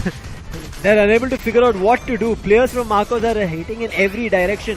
A good use of gravity from Kyurem, and then comes in the Psyshock as well. Not too sure if the Unite was used, but it did do a lot of damage. Ego in the meantime with the Dark Pulse wanted to eliminate Volk, but Volk, having the advantage that he's near his teammates' goal zones, will be able to run away, but still Kyo finds a knockout on one of the players, and oh! From the backends, Duck swoops in, eliminates Volk, and they were not ready. This is what we were talking about. Marcos should have done this, but Marcos were, I was just about to say, using the map in its entirety, hiding in the tall grasses, pushing in from different directions. And when True Rippers understood this, they're like, why are we letting them just hide from the tall grasses? Why are we getting, I would say, surprised? Let's do the same thing, and once True Rippers do that, they take away the lead from Marcos. They definitely take over the lead from Marcos as of now. True Rippers 187, and this might just be the time, this might just be the point in the game that they needed to just get back into the game again. True Rippers Skyo just trying to do everything in his favor, and I believe he will do that as well. I mean, it was a brilliant action was coming. We were right at the midpoint, and you saw it was just going banger, back and forth. This is like the best of 3 decision that we are going to be seeing here, because both the teams are so toe to toe, right? 187 and on the other end 144. Only a difference of 40, and it can swing either way. Whether it can be Marcos or whether it's going to be True Rippers, that only time will tell. Especially this halfway point. I think it will decide on whether it's the boss Pokemon bottom lane fight or the top lane fight. Most probably, I think it should be the Registeel fight that we end up seeing in the bottom lane, where both the teams will try to take one Registeel from each other. But who will get that advantage? I feel like will get control of the lane, will get control of the next 5 minutes of what they'll be able to do. Again, in final stretch, things can change, Ocean, but the next 3 minutes that we are going to be seeing is going to be super crucial for one of the teams to run away with a little more goals. Probably they can just get a little more goals for themselves. And obviously the last 2 minutes, just like we talked about it, they're going to be extremely crucial for them. We'll see what happens in those last 2 minutes as the game just moves forward. The game just goes on to the decider in a while. But for now, I believe these players, these teams, in fact, they do understand their mistakes, what they were doing right, what they were doing wrong, and now these last few minutes is something that can just take away the victory on maybe Marcos' side. We'll see that happening, because Marcos was looking really strong, but then just in some time you saw the scenario, you saw the change that happened, right? True Rippers had just swooped in. There was not a lot of point difference, but they had just swooped in with the points. Yeah, right at the brink, somebody is going to get that control, but who is going to be? That threshold is going to be super crucial to see here, Ocean. I know, apologies to our viewers that we had a small technical glitch in between. We'll be getting back into the game very soon. You don't have to be worried about it, especially that this being a decider from a best of 3 to be converted to a best of 1. One last game to decide the fate of who is going to be victorious, who's going to be walking away with the points, is something that even I am keen to see. And the pick is working out. Yeah, everybody is, and the picks are working out. We did talk about it with Wall on the Gardevoir, and as well as the change coming in. It's going to be very interesting, but we will be jumping back into the game very soon, and we have a confirmation. We're swooping back in, and this time it's not the Pokemon. We are the ones who are swinging back in, and with less than 4 minutes to go, you can see this is the bottom lane fight I talked about. Around the Registeel is what is happening, and who is getting control of it? True Rippers. They are delivering knockouts one after another. Kyurem is there along with Rex as well, and I think that Kyurem and Rex both will be eliminated. Kyo eliminates Rex. That Snorlax is out, but in the meantime Wall goes 1v1, and he wanted to turn the tide in at least one of the directions. Gets the top lane under control and destroys one goal zone on True Rippers. And look at how close, 187 and 185. Yeah. Look at how close it is, 187 to 185. This is extremely close for both the teams to just, play against each other. I just cannot believe the way these teams are trying to figure it out for themselves. But now I believe True Rippers might just get a few more points. They might just get a few more goals as they're just trying to run around. But it's not exactly what they needed. Alright, for now, they'll have to get there as soon as they can. Kyurem onto the front lines. He is there, but now his teammates around there as well. Marcos Gaming is coming up. True Rippers. It might not just be a good one. Sap is on really low health. Might as well just go down. But look at that knockout from Marcos Gaming. This is what we were talking about. Goes for a double knockout streak. Wow. A big one coming in. And look at this. A heavy use. Kyurem. I think it was Unite. He immediately jumps, finds the opponent, and does a heavy blow to Kyo. He had to go back, but Kyurem, he's like, I just wanted to do a little bit damage. Nothing in terms of a knockout, because my teammates have already done that. And Marcos in this time, they've not actually gone in to score goals. Volk also, he's just looking forward to if there are any isolated players. This is one of the best toe-to-toe battles that we are seeing. Both the teams have similar levels. Both the teams have goals very close to each other. The tides are not swinging, even though the knockouts are being exchanged. Once from True Rippers, once from Marcos. Nobody has control in terms of the scoreline, but finally we see a heavy push coming in on the top lane from True Rippers, and understanding that there's just 40 seconds to go, they wanted to maybe score, but seeing that there are 2 or more Pokemons in the top lane, they decided to move away and get back into the mid lane. Definitely did decide that for themselves, but now we'll have to see and understand and look as well to what can happen 2-minute marker. We are getting there. That means these players are getting ready for it. These Pokemons are getting ready for it. You know what's gonna happen. They are just waiting for that to happen. And in that way, 187 to 185, things will look mad crazy. Yeah, it all depends on this Rayquaza fight. From the top, majority of the players of Marcos are going to be there. From the sides, it's going to be True Rippers. Player Rex immediately check on the tall grasses, comes in with the slam, hits with a block, and look at the position. Daxus is revealed. They're going in for another slam. A big use of, I think, a psychic was used over there. Daxus super low. They're trying to use Unite as well, but every player runs away from the Unite. Delphox comes on with the fireworks of their own, but that also does not connect with everybody. 2 Unites have gone in vain. One from the side of Marcos, one from the side of True Rippers, but there's still a couple of Unites. Wait, actually no, there was not a Unite used, my bad. I thought the Psyshock was in Unite, but in the meantime again, Gravity being used, trying to make life tough. Dux is again super low. It's a 1v1 situation. Volk needs to understand he's a range attacker, he's going to be squishy. He tried his best, Dragapult helped him, and finally Dux gets eliminated. This can be the game changer, but Volk, he was targeted. Look at how low he's taken, but Kyurem is still there, going to be healing him up, but the Delphox still trying to find a way. Rayquaza in the meantime has been drained to half of the health. This is going to be super crucial. True Rippers need to pay attention. Majority of the players were sent back to their bases, and with just 20% of the health, it looks like this is a deal sealed for none other than Marcos Gaming. They are running away. They're running away. They need to go for those goals. They need to go for those goals, and they definitely will. I believe Marcos Gaming is going to be looking happier than ever right now as they are getting those numbers up. 100 plus coming up for them, but this time 385. Come on, let it happen for themselves. On the other side, True Rippers with 267, but I don't think that's going to be enough at all. With 30 seconds on the clock, how far can they go? That is the only question. We still have to look forward to and understand what is happening as Marcos Gaming with 385 is looking extremely strong for themselves. But True Rippers, it was so close. But is that enough or is that not? As we see a 500 plus bomber coming up for Marcos, they are increasing it, and this is looking stronger than ever. True Rippers tried one last push. They went for the bottom lane. 3 players you can see are still pushing towards the bases of Marcos. But having this Rayquaza advantage, I don't think they'll be able to climb up. It was a 500 from their 200 mark. Maximum they would have been able to reach 300 or 400, but reaching 500 would be tough. Oh, look at this. They reached 400, but what did Marcos do? They pushed it to 700 from 500 in the last 10 seconds. The team which lost the first game Ocean are swooped back in and get this best of 3 under control. Marcos, what a play. I mean, just think about it, right? Last week, True Rippers is something that we were talking about as a wild card, right? They did not play in that LAN, so we did not know what they are bringing to the table. True Rippers won against God's Reign, the champions of the LAN. Then we were talking about teams like SATL and Revenant, right? Both the teams are obviously really fan favorite, and Revenant just swoops in. This time Marcos Gaming comes up and they play their first game. This week was the first game that they played, and now they swoop in as a victory. And I think it needs to be given credits to that double ranged attacker play coming in, Volk as well as Miriam. First it was a Gardevoir and Delphox, then it was a Gardevoir and then Dragapult coming through. Brilliant play coming in. And on top of it is Kyurem. Kyurem was always there when the team needed healing. In that Rayquaza battle, there were scenarios there where Volk could have been knocked out, but Kyurem was there to save the day. Rex also trying to push them back, and that's the reason we end up seeing that Marcos are able to get this victory, and they just eliminated every player who tried to push up and tried to deny them from taking the Rayquaza. And also how well Marcos planned the Rayquaza fight.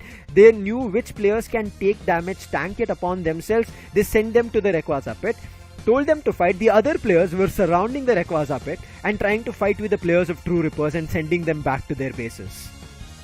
This was an interesting fight, overall. This was an interesting game overall. This is the way we have seen it happen, to be very honest. Fairly honest, if I just, be with you on this one. Look at that. For first 2 minutes, it's close. Then, for the first 4 minutes, it's close. First 6 minutes is close. First 8 minutes is close. And then comes the final stretch. And that's where the tides just turn. Like, no one could have predicted this change even till the first 8-minute marker. For first 8 minutes, if you were a viewer, you could not have figured out who will win and how will they get that win for themselves. Exactly. You see, in the 8th minute mark, it's 187 and 185 until close to 9 minutes as well. It was still 185 and 187. When Rayquaza was taken, that's when both of the team sides started ending up pushing up to the goal zones and started getting scores dumped in. I think one thing that True Rippers did when the Rayquaza fight was going on, a couple of the players went and pushed to the goal zones of Marcos's end and got goals scored in. We saw 200 around when Rayquaza was about to be knocked out, and I think that decision of sending a couple of players to get goals scored made them lesser members to be available at the Rayquaza pit or the legendary pit. Therefore they did not have control, and one after another they got delivered knockouts. I mean, that was definitely insane the way, you know, it was just put forward, if we just talk about it, but the way these players have played, it was just out of the bounds. For a long time, this was a scoreline that we were witnessing, right? 187 to 185. But then they waited. I remember them starting to wait at 2-minute 30-second mark. So they waited for a good 30 seconds for the Rayquaza to appear. And then they were like, let's take up the fight. Marcos Gaming got it for themselves, went on it, went for the hoops, got the goals, which was needed. And well, at the end, Marcos Gaming, they get a 2-1 for themselves. Once again, they lost the first game. They did lose the first game, but they came back stronger. They came back stronger than ever, I would say. They're like understood. This is a best of 3. Quite lesser chances, but chance is still there. Why to give up? And also in the second game itself, we spoke about it, right, Ocean? That you should have a never give up mindset, never give up attitude. And I think that reset that they were able to do after the first game loss worked out really well for them. And now we are seeing them as the victors of this match 3. That we are seeing in total, or if you want to call match 1 of week 2. I mean, it definitely was. They definitely did, you know, emerge victorious in this one, and now my eyes are definitely set up on the points table. I want to see what the points table reads now, obviously, because the competition of Marcos Gaming, they have had a win, they've had a loss. I get it, but how slowly and steadily it's gonna just, you know, wave around for themselves, that definitely just, you know, sets up one of the questions. And obviously on the other side we have another match remaining, and in that match I know it, one team is definitely gonna win, obviously, right? So we'll have to see what that just brings up onto the table on answers, because one team is gonna have their 2 losses, because there are both teams lost their match in the previous week. So one team is gonna have 2 losses and one team is gonna have their first win. So that is also important, to be honest. Yeah, and also we did speak about the match that is coming up next. It's kind of a rivalry. SATL lost and were not able to get to the grand final. So that is something that they've been hurt with, and also they're looking forward to that revenge from that time. On the other hand, God's Reign, they're looking forward to their points. We'll be coming, as we talk about the points, to the India League table, and you can see True Rippers, they will be getting 1 point because they did win 1 game. But on the other end, if you talk about Marcos, they get themselves 3 because they won this match in an entirety. Alrighty, True Rippers, they're still at the first position. I get it, definitely for themselves, but they just know, you know, they need not lose any more points, right? That is important as well. True Rippers, they cannot take another loss. Yes, because they won 1 game, they did get 1 single point, but that'll not be enough here, Ocean. If they lose another one, end up getting only 1 single point, where the other teams are just taking 3 points after every victory.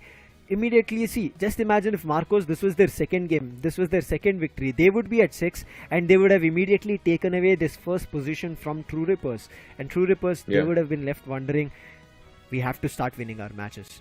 Now the same intention is going to be God's Reign. God's Reign and SATL are the only 2 teams in this league table who have no positions as of now, because they have not taken any victories.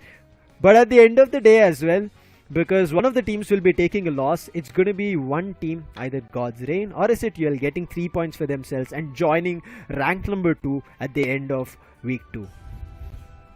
We will definitely look forward to that, but I believe one of our really good friends, Marcos Volk, is out here for an interview, so I believe we're going to be calling him out here. Hey Volk, what's up? Congratulations, man. Thank you. How are you guys doing? We're doing amazing, good, thank you for asking. I have one question, Ocean, start things off. Volk, what happened when we saw the first game to the second game? That Tyranitar maybe did not work out, or then the Gardevoir switch coming in both the games. You look completely in control. So, game 1 we had a plan, and then we expected enemies to play something, and then as you saw, it was a disaster. like a total disaster from us. But we focused on like the last bit, the team fight, which we did do pretty well. And we thought like moving into game 2, we can't go with the same mentality, right? You guys know. We had to change stuff up. So we went with like a guard effect to. I think that was like a reset for us mentally, and that's something like we are comfortable with. Like the team has been playing that quite a bit, so we're like, screw it, let's just do it. Yep. You know, I do want to ask you this question as well. Did you see the matches of last week? Last week? Wait, were there matches last week? Yeah, I mean, where True Rippers initially won. So when True Rippers, initially won. So, like, did it help you to understand the way True Rippers? Yes. I get it. Today was your first game. I get it. Today was your first game. But like, But like, so did you read True Rippers, or like, was there anything coming down onto against True Rippers and all? Yeah, definitely. I mean, we watched the matches against God's Reign, and like, according to that, we somewhat had a plan. But Okay. Yeah. I mean, I want to ask you, there was a Sableye ban throughout when we saw coming in, but here you got a chance, you guys picked up that Sableye. It was doing what it would need it to, but I think as a supporter, it did not kind of work out really, really well, as you said, right? The first game, it kind of went south. So, here's the thing in the meta right now, there's this pink Pokemon that's like Omega Broken, which is called Blissey. Yeah. And that pretty much hard counters Sableye. And I remember during draft I told our supporter ki bro, Sableye is open, I just pick it. And then he was like, nah, I'm not picking it. That counters me. It happened in game 1. Let's learn from it. And he just picked I think he picked Clefable. So not flexibility. So people play what they feel like playing. Oh, that is nice. That is nice. That is nice. Well, with this one, the Clefable later worked for you. Yeah. Definitely did. We got the heals. We got what we needed. So yeah. Well, you got what you needed. You needed a win, and you definitely got that win for yourself. And with that, I'll just wish you and your team all the very best for the upcoming endeavors. And we'll see you around, guys. Take care. Thank you so much. Congratulations for win again. Bye. Man, you see, right? The reset, we just spoke about it, Ocean. Like, we were like talking. They should have this. And unexpected, he said the same thing. Wall, that reset, guys. Now you know that reset is very crucial, irrespective of how bad a game you're having. The reset is going to be there. But right now, we are cooking up for the next game. So for it, we'll take a short break, Ocean. We'll see all the viewers in the next one.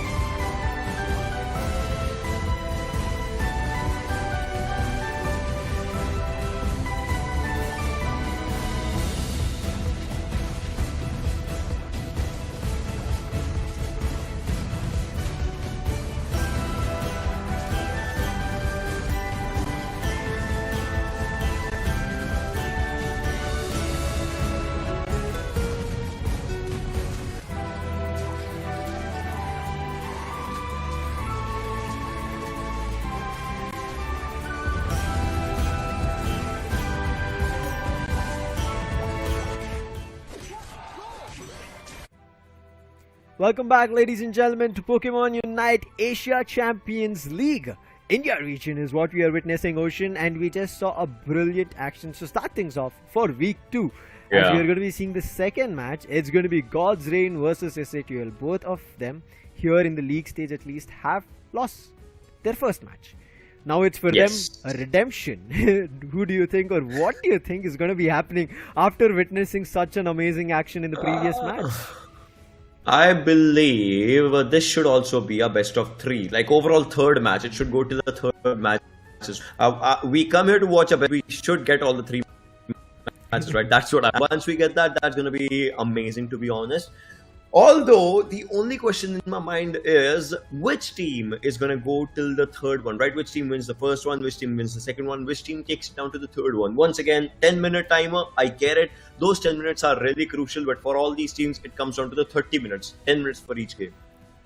Yeah, I'm not too sure who's going to be taking it up, but as you rightly said, I feel like it is going to be a complete best of 3. We are going to be seeing a brilliant 30-minute action coming through. Quickly for our viewers, giving you an idea about all the players that you can expect in terms of their lineup. God's Reign, we already told as we met them in the previous week. It is Divine, Noxie, Omen, Scepter and Vixen. Same goes for SATL. Their first week was not a great one, but Prod, Tensai, Might, Ghoul and Curse are here back again for redemption. A team like SATL, they know how to just turn up the tides for themselves. We've seen that happening on the LAN event as well. A team like God's Reign, well, they were the champions of that LAN. So I want to see how a team that knows to turn the game around versus how a team who has champions mentality just plays. And definitely in some time, I believe we will get our answer to that.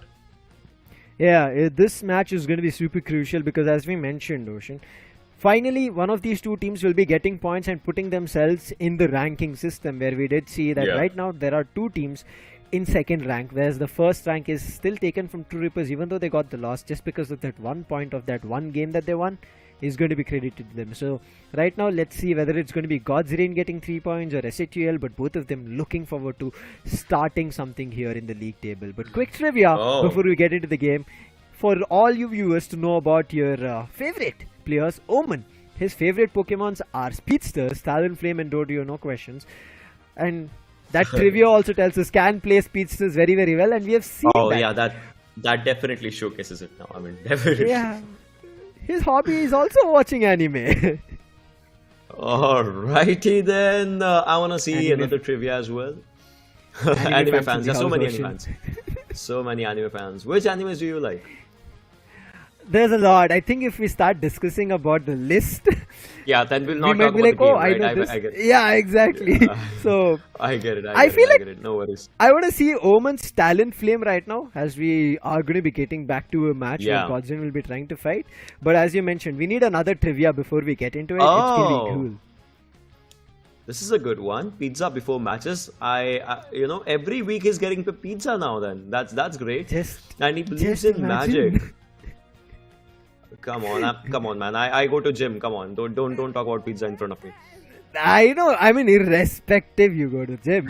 When you hear pizza, your mouth starts watering. You cannot stop it. It is watering right now.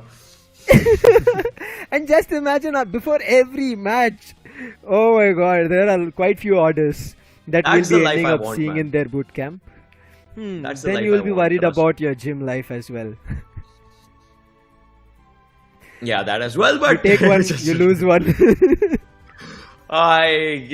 6 packs are importanter than the pizza taste. But well, right now we'll definitely move forward with our second match of this week, which is gonna be God's Reign versus SATL. In a while, we'll see the bans, we'll see the picks, we'll see the preparation, and then definitely we'll see the match. One match lasts 10 minutes, but those 10 minutes are extremely important.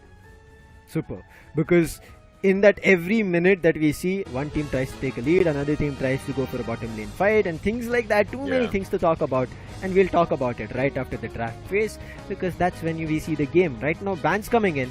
I'm pretty sure God's Reign and SATL have gotten a chance to see the previous match of what happened and try to learn some things, and I'd also try not to do some things. And with that, I want to see what bans they have in the next 10 seconds that they come out with. We'll definitely see what bans do they have for themselves if we just talk about it. But right now in this entirety of a situation, if we just talk about all these players, all right, here we see it. That is a good one. I mean, these bans, I love it. I love it.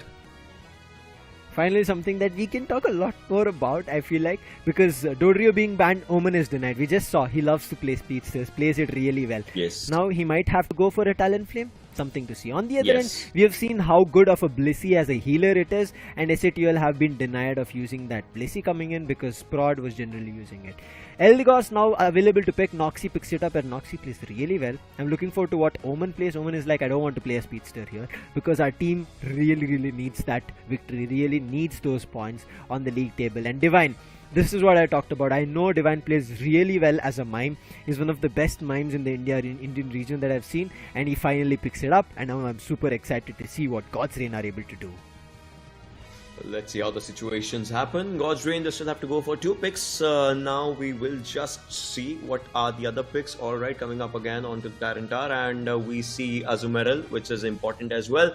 SATL Cursed needs to go for his final pick before they just lock in. Alright, there's a lock in. Now it's time for Cursed to just go for it, and he is looking good as well as he goes for Delphox. What is this picks that we are seeing, Ocean? A triple all-rounder setup. On the other end, a double defender, double ranged attacker, and then one all-rounder coming in from SATL.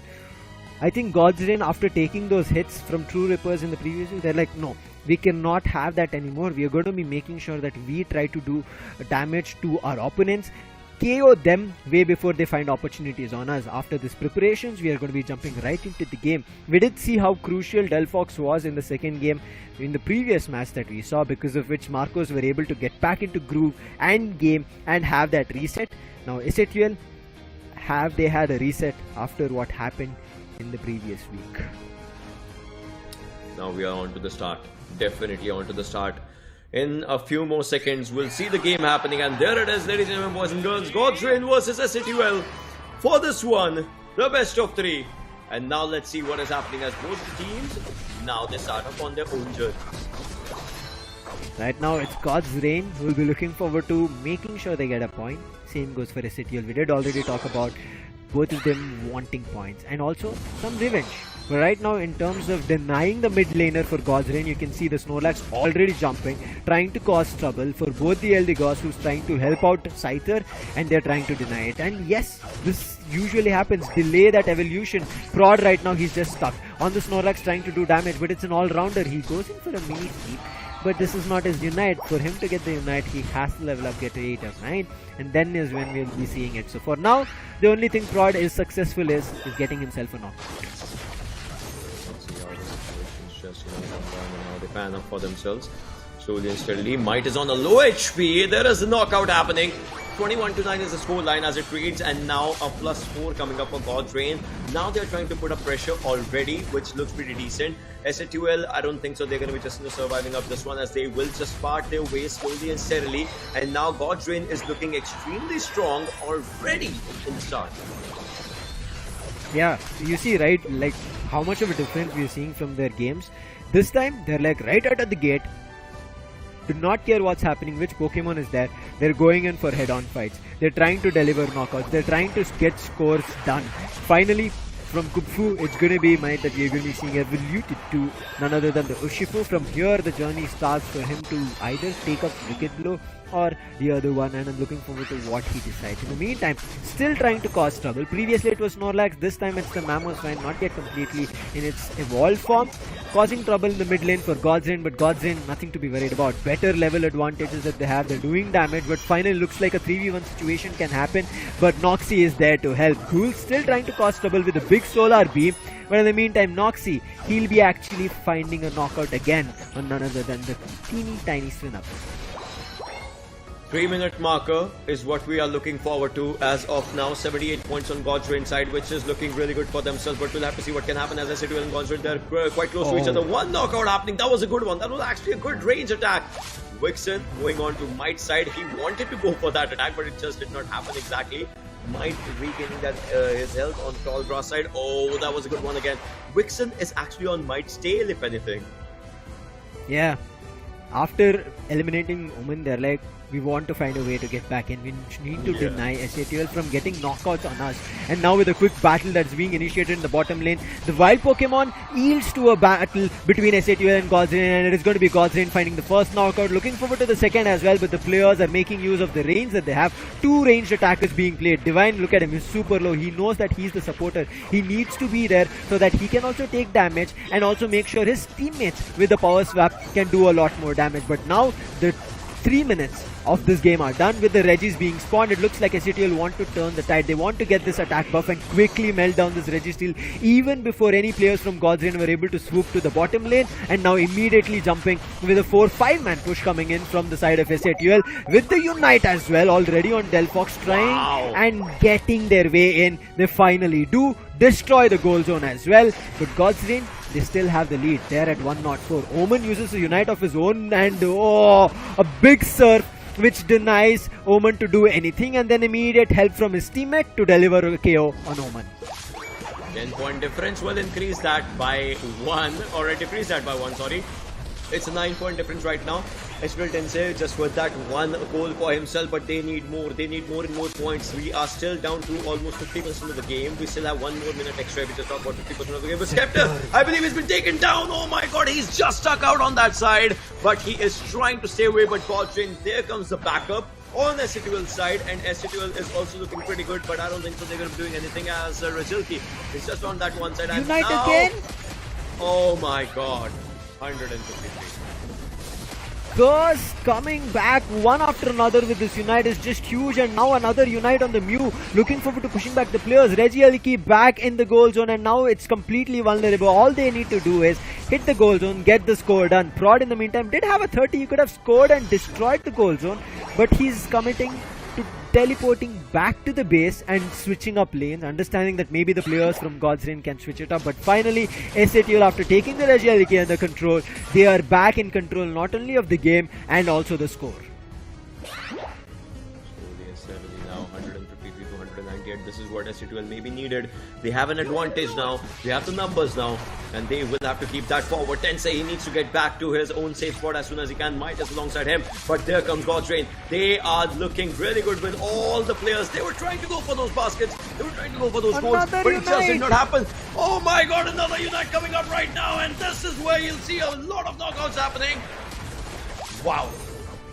Oh Curse, can you just stop? From where are you gaining this Unite one after another? He's already used it thrice, whereas from Godsrain end we have barely seen 2 Unites being used properly.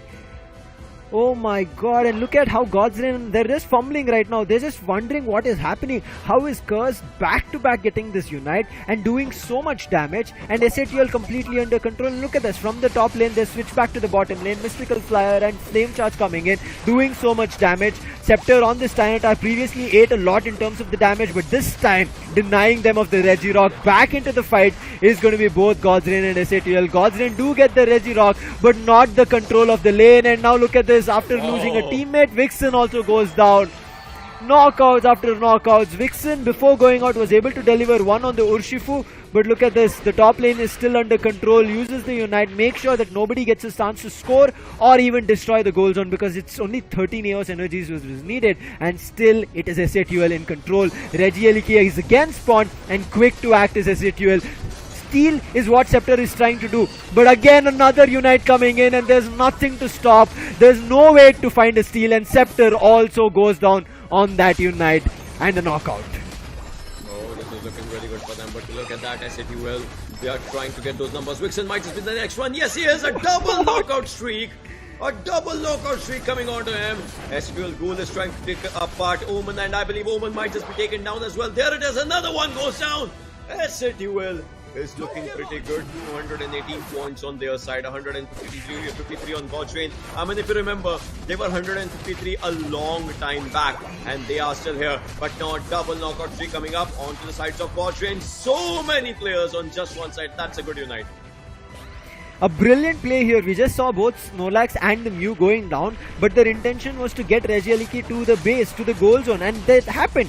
They got it to the goal zone. It became vulnerable. A big score was dunked from the Mew. And after getting a knockout, they don't need to be worried about, because the score line right now, as you are seeing, it's 266 and 153. And by the time the players of God's Reign were able to make a move to get to the goal zone of SATUL, you saw all the players had respawned and knockouts were just delivered. And it's still SATUL in control. God's Reign unable to find anything. The spacing, the play coming in from SATUL, the way they're just playing with God's Reign right now is completely controlled and looking completely like they're dominating. In the next 4 seconds, it's time for the final stretch, and SATUL, they know how super crucial it's going to be, because God's Reign, they're going to give it their all. Rakuza has arrived. Rakuza has just arrived, and now everyone's just going to be busy onto that side. But look at that, God's Reign, whatever they're trying to go for, it's not exactly working. And now they're just trying to do anything. But SATUL is looking really, really unstoppable. Look at the spree that they have, a spree of chaos, a spree of calamities. As SATUL, they know it. Last week they could not get it for themselves, but this week they want to start on a good ending note. Because somebody needs to stop this deadly Pokemon right now. Gets 2 knockouts, a 2 KO streak, and Unite is what he's just spamming, I would say, at this point. He's just using Unite at all points. Azumarill, his back, was hiding in the tall grasses to steal, but look at what SATUL is doing. Immediately draining the health, the HP on Rayquaza, getting the advantage. Not just the advantage that they had very early on. Right now, getting Rayquaza, they're going to increase this score line to multiple folds. And look at this, another 2 KO streak coming in after a gap. They're unable to stop this Delphox at all. Cursed has just become an completely a dominating beast here, Ocean. 4 KO streak, a quadruple. Oh my god, this is definitely looking incredible if we just talk about it. 30 seconds remaining. SATUL had it for themselves. They have it for themselves, and they are looking incredible. More 72 points, almost taking it down to a 600 marker. I mean, can you just believe it? Unite being used from Mew to get a 13 scored, gets that scored in and immediately trying to back off, but understanding there's just 10 seconds, will involve in the fight. SATUL, what a turnaround! After the initial 3 minutes, from the 4th minute, SATUL have kept command. They have been like the torch bearers for this close to second half of the game, and God's Reign were unable to do anything. The time used the Unite, it was able to do damage, Ocean, but the Unite coming in from Curse, the fireworks, just destroyed all rays of hope for that God's Reign had. 14 knockouts is what Cursed has, and also has 8 assists. Oh my god, my brain's gonna hurt, Ocean. Oh, this is utter chaos. SATUL with 712 and God's Reign. I mean, we'll see the data, right? And I'll tell you, since a long time, they were at 153. Now, SATUL is just one step ahead, away from victory. While God's Reign, if they want to take it apart, they'll have to go again. I mean, think about it. God's Reign is not exactly having the days that they want. Last week, not a good one. This week, the start is not good. It might just affect them a lot at the end. It might. It's not been a great start for God's Reign. I hope they figure things out. You saw Scepter again not having that help with Blissey. I know there was Noxie, but I feel like Noxie was also at most of the times isolated, was separated, and most of the times he was just going and indulging in fights with the players of SATUL. And you saw even in the last one, Noxie had nobody to heal. He was the lone survivor. Might went ahead and knocked him out. Krul, I would say, was a brilliant player on this Mew. His solar beams coming through was so effective, and immediate light screen so that nobody pushes towards him. Look at that. You see this, as you mentioned. Look From at that. so long, 153. I would say from the 4th minute itself we can count it, Ocean, because it's not a big difference between 134 and 153. 4 minute marker, 4 minute 20 seconds to be precise, but yeah, 4 minute marker is where it all started, and they haven't had a single point, except a few. I mean, 134, 153, I get it, but they haven't had a single point since that time. Now that is a long time for you to just witness it out. And I mean, we can straight up go to the SATUL side. God's Reign stats, we should actually go to the SATUL side as of now. I mean, no. Yeah.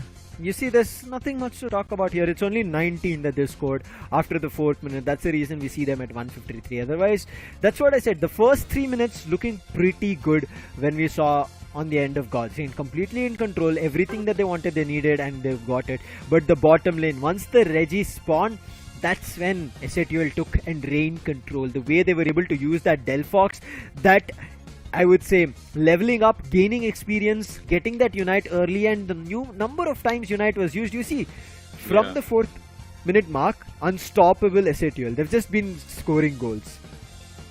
Yeah, definitely. I mean, think about it, right? They started up slow, but then they came up really fast. I mean, think about it. At this marker, in first 30 seconds, in first 1 minute, it was God's Reign that had the momentum.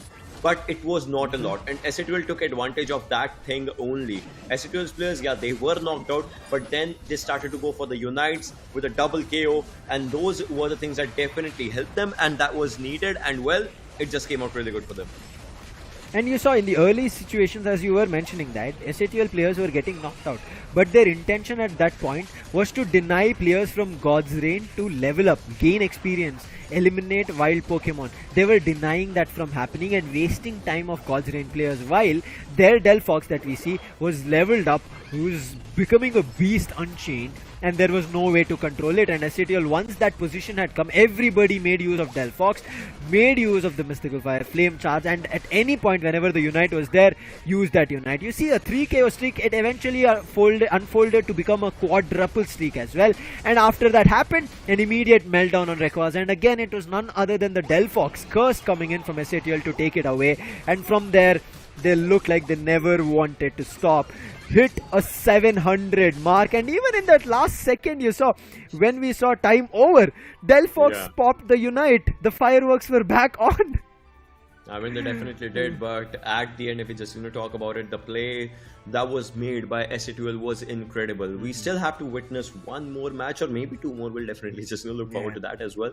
But I believe if SATL continues this sort of a momentum, in which you don't let your opponents take that lead, you just have a smaller difference, a smaller phase difference in between yours and your opponent's points, and then you just swoop in with Unites, with those double KOs, and obviously just taking down those numbers in your favor, then it might just be an easy 2-0. But today, this week has been a week of comebacks, I will say, just as the first match happened, right? So, I mean, last week was a clean sweep 2-0. This week is a week of comebacks maybe. So we'll see if there is another comeback happening, or is it the same story as that of last week. Yeah, in like when we see the start of the tournament, right, there are situations that teams face first game jitters, right? And I feel like that's the reason we ended up seeing a couple of teams could not do anything, just gave away and took losses. It was clean sweeps, clean victories coming in for whichever team got the early confidence. But as you rightly said, this week 2 looks so good, where teams are getting back into the groove, doing comebacks, understanding what their opponents are doing, understanding their own mistakes, right? Wherever they missed the opportunities, understanding what picks did not work out. And as we saw even in the interview with Walk, he said, we've played this Pokemons and we know how it works. Once they gain that confidence that we know we have done that, we can do it again, they get back to that comfort, they'll be able to pull it off. And let's see if God's Reign will be picking up their comfort picks, or is it going to be SATL who are going to be going in for a clean sweep as we jump right into game 2 in this draft pick. So let's see what is going to happen in the upcoming game, as we just you talked about the draft pick, and we'll see how it just goes forward. Let's see the bans now. In some time though. 10 seconds. What are the bans? Who did a lot of damage from SATL? Delphox. Is that a ban you think? I feel it should be from God's Reign. They go for Urshifu? Yeah.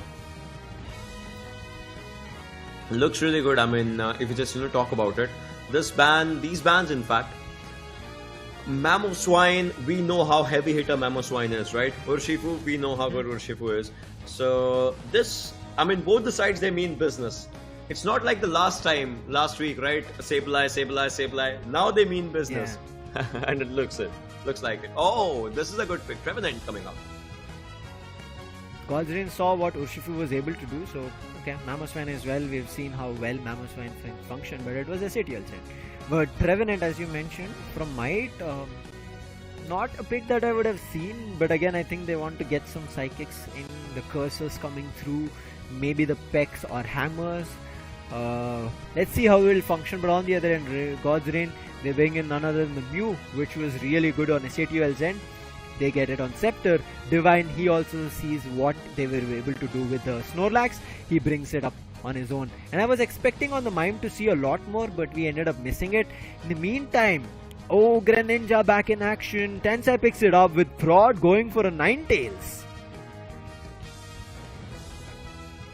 This looks pretty good. Ninetales coming up. I believe it definitely, looks really, really good if we just talk about it.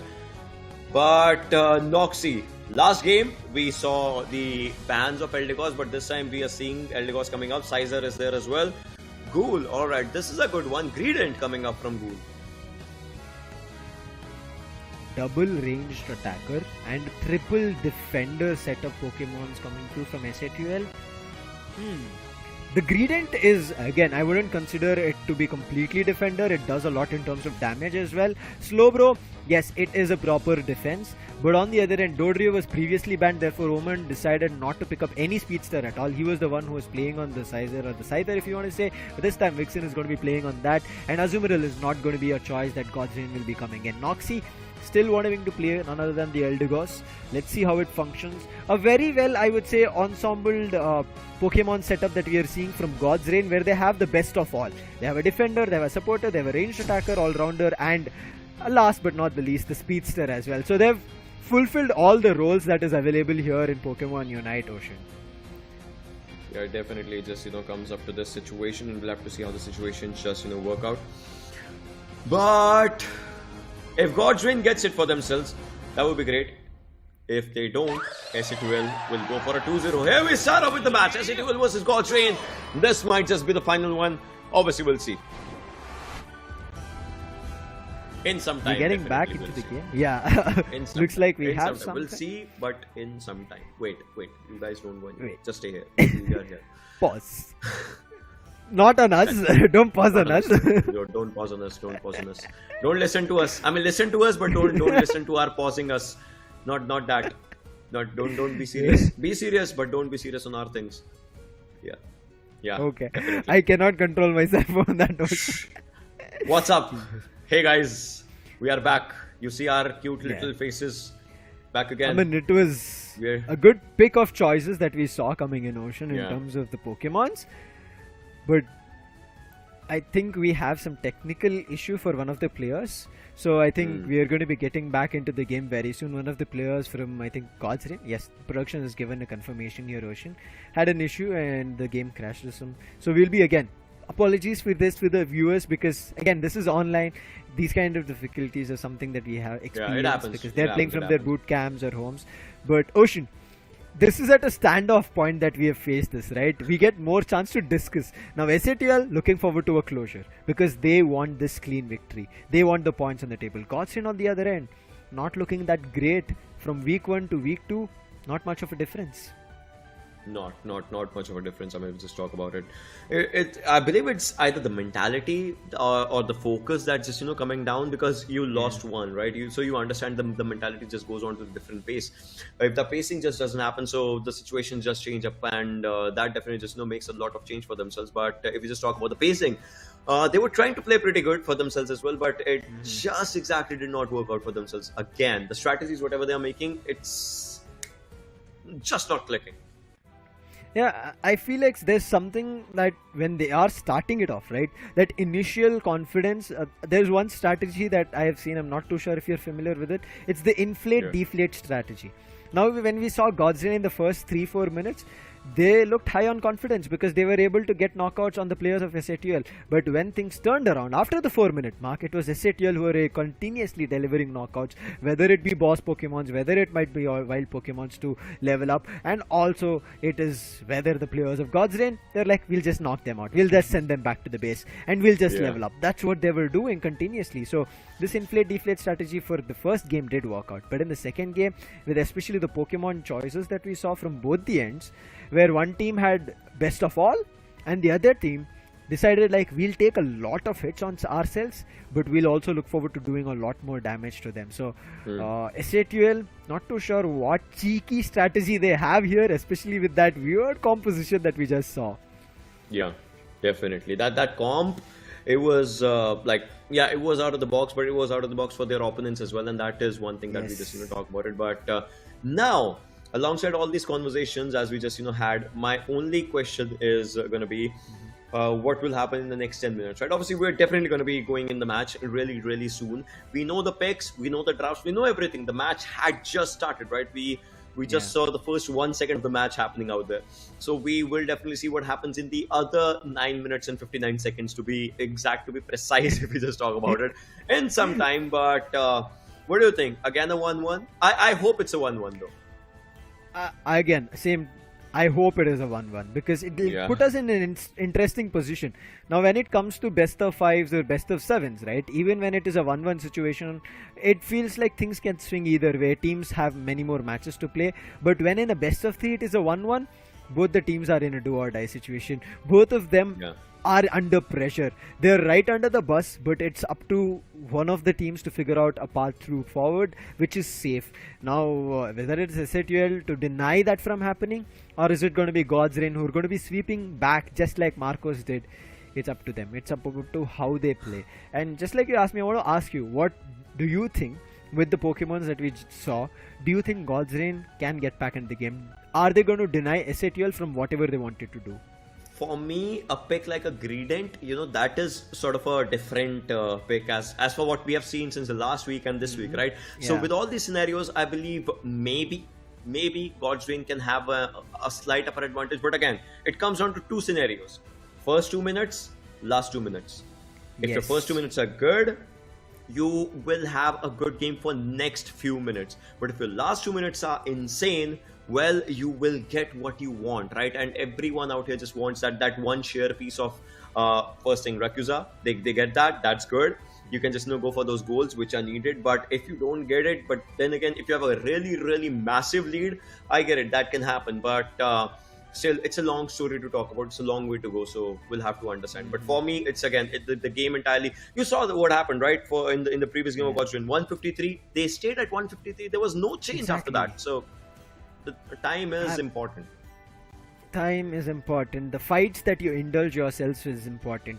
I think the call, the spacing is something that they have to understand and work on, because SATL, they were the ones giving God's Reign spaces that, or pockets if you want to talk about, where they could breathe, where God's Reign were thinking that this is us taking position, but it was actually SATL placing themselves in such awkward positions that felt awkward for them, and they thought, okay, I think SATL are not ready, we have better positions. And when the first Unite was popped from, I would say, God's Reign, which was early but very damaging. Most of the players were drained to 30% of their HP, and it looked like maybe they can be knocked out. But what happened immediately, the help coming in from the other end ocean worked out for them. A counter Unite coming in, especially on Cursed. This time Cursed we saw, right? He did not come out with the Delphox, not even any other ranged attacker. He went on none other than the Slowbro. As you talk about, the mid game is kind of becomes a sloth. We literally have a Slowbro right now in the game, which will happen even in the mid game. And Slowbro is one Pokemon who will annoy you, who will deny you from doing things. He might not try to do you damage to you, but he will annoy you in trying to make sure that you don't do anything, and he'll just act as a big distraction. I know that happens. That definitely happens. And those kind of Pokemons is something that change the pace of the game against your favor. Right? If you're having a good game, it will just swoop in and obviously will change every single piece of the game against you. And those are the things that every player, every team, likes to avoid. But sometimes it just cannot happen. And especially just like you talk about the mid game, right? I get it. First 2 minutes, last 2 minutes, that is crucial. But the mid stage of the game is where you obviously just take the toll on your opponent's health, right? You take them out, you do those knockouts, you double knockouts, triple knockouts, quadruple knockouts. That is important. And those are times when you either are just planning those combos, just trying to go for it. So if you can plan it out in that span of time, it's good. But if you cannot plan it out in that span of time, things will go away from you. Yeah, I agree with you.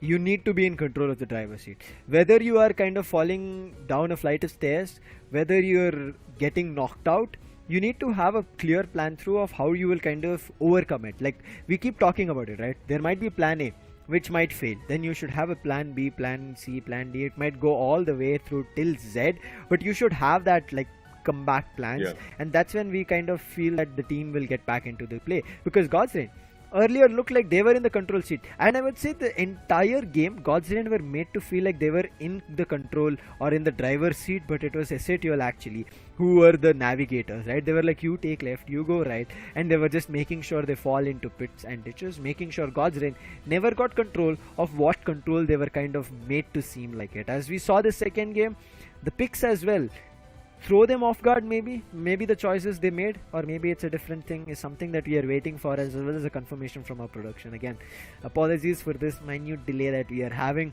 It's not in our hands, it's not in their hands. You cannot expect something as a crash or whatever it is that happens when you're playing online. But this excites me, right? We are getting the early idea here, Ocean, of what's happening in first stage. This is still the league stage. Then there is the second stage. We are going to be seeing this all 5 teams fight out in an elimination bracket where it's complete do or die.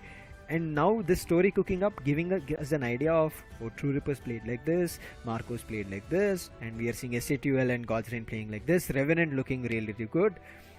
Stage 2 might just be a complete different thing. It might just be a really, really different thing from what we have been expecting for now, right?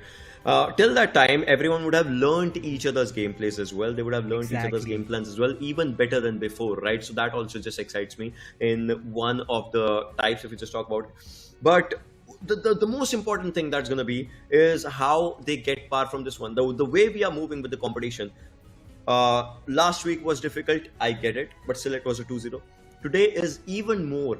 If we just talk about in terms of difficulty, 1-1, we saw the comeback happening in the previous game, and now something similar might happen.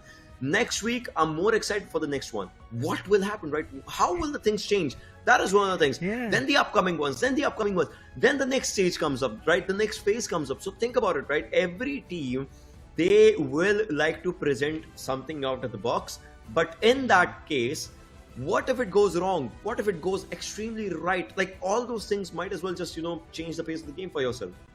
Yeah, I agree. What every week would bring in, especially every weekend being Sundays that we are seeing, the Indian region matches happening, what it can happen. And also teams getting an entire week's time period to figure out the wrongs and the rights that they have to do, and figure out specific strategic plans. Because when we talked even with Walk, he said, they kind of have an idea of how True Rippers play. They will figure out a path through of how they want to counter. But when that counter fails or it just falls flat on the face, they will understand that they have to hit the reset. They might not be wrong on the reads, but it is just that they did not get the right opportunity, or they did not get right control of the game as they wanted. Now, with expectations, there's one thing that I'm expecting that I want to see throughout the journey, whether it'll happen today, to the next upcoming weeks that we are going to be seeing, is a team knockout. Till now we have seen a quadruple, Ocean. We have seen a quadruple knockout. We are waiting. I am waiting for a team knockout if it happens from one particular Pokemon. And we saw it happen previously with Cursed. But right now we have a confirmation from our production, Ocean, that there has been a crash, as we did say, but we'll be re-hosting. So we'll be getting back right from the start to the game. Definitely, we'll be re-hosting the lobby, and we'll see what happens in the game that was supposed to happen, that did not happen, but that will happen in some time. Yeah, so I thought you would kick in some more loopholes. I mean, it's all happening right in front of us, so that's why we're just talking about what might just happen if it is happening, and it will happen because it did not happen. So it's so happening, right? The time is happening. So yeah, let's just talk about it. The time is now. The time is now. The time is here on Pokémon UNITE Asia Champions League, ladies and gentlemen, boys and girls. So in some time, just as we talked about the time, it's about time that we see the match in front of us. We are on the desk, right? Okay. While we are on the topic of what's happening now, we will see it now and there. Yeah. There is a Greninja on me. There is a Sylveon on you. I've played recently Greninja and I know what we can do in terms of damage and takeout. Would you pick Sylveon in your battles? Why will I tell you if we are playing against each other? Oh, rivalry right here. That is interesting, Ocean. I shouldn't have talked about Greninja that I would be picking up. Now it's like, oh no, he knows. He knows I'll be trying to run into a fight, and then you might be jumping from tall I will ban Greninja. I will ban Greninja. Now talk to me about it. I will ban Greninja. Now talk to me about it. I mean, then I will pick the Sylveon and come towards you. Ban silver. I'm not okay. giving you any choice. Yeah, again, this is some fun we're having. Just, yeah, but if it just comes down to it, I'll actually go for Sizer. Oh, you're saying you will leave the Gengar? We were just talking about it, right? You love Gengar. I love Gengar, I get it, but I wanted to see that's reverse psychology. Maybe I'll pick Gengar by saying I'll pick Sizer.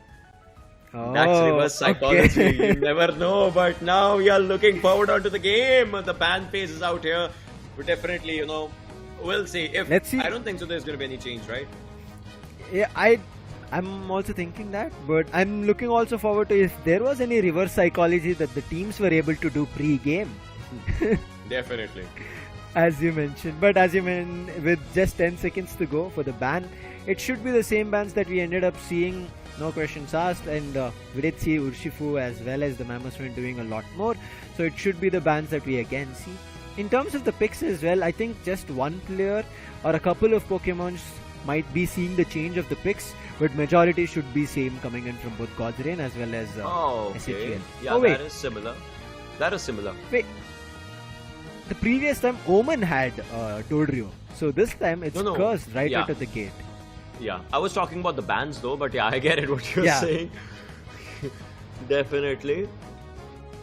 Prod. Tensai is going for Mr. Mime. Yeah, that is good.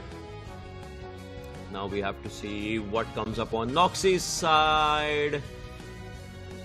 Alrighty then. Blissey, and we see a Sizer there, which is interesting if anything. What is he gonna pick? Ghoul and Might and Vixen is the only 3 players left from either ends in total. Ghoul, we did see the Ninetale previously as well, he'll still be on Ninetales. Might on Azumarill, but on the other end it's going to be a double all-rounder play coming through. Omen as well as Vixen. Vixen is going to be playing the Lucario, which I've seen him play on the lands as well and the earlier matches of God's Reign. Omen on the other end, I thought maybe he would come in and swoop in on the Speedster, but this time as well chooses not to. Now it looks pretty good. Final preparations are done and we are definitely looking forward to what is going to be happening in this game. Game 2, Ocean. Yes, sir. Do or die for God's Reign. Oh, this is going to be an interesting one. Ladies and gentlemen, boys and girls, we are looking forward onto this one game as we move forward. And now, we see what is happening as the game just starts. SHL coming in on the purple end and God's Reign on the orange. Let's see if God's Reign will able to do something better this time, because they do have a Lucario who will be coming in and packing a lot of punches, as is going to be the Scyther.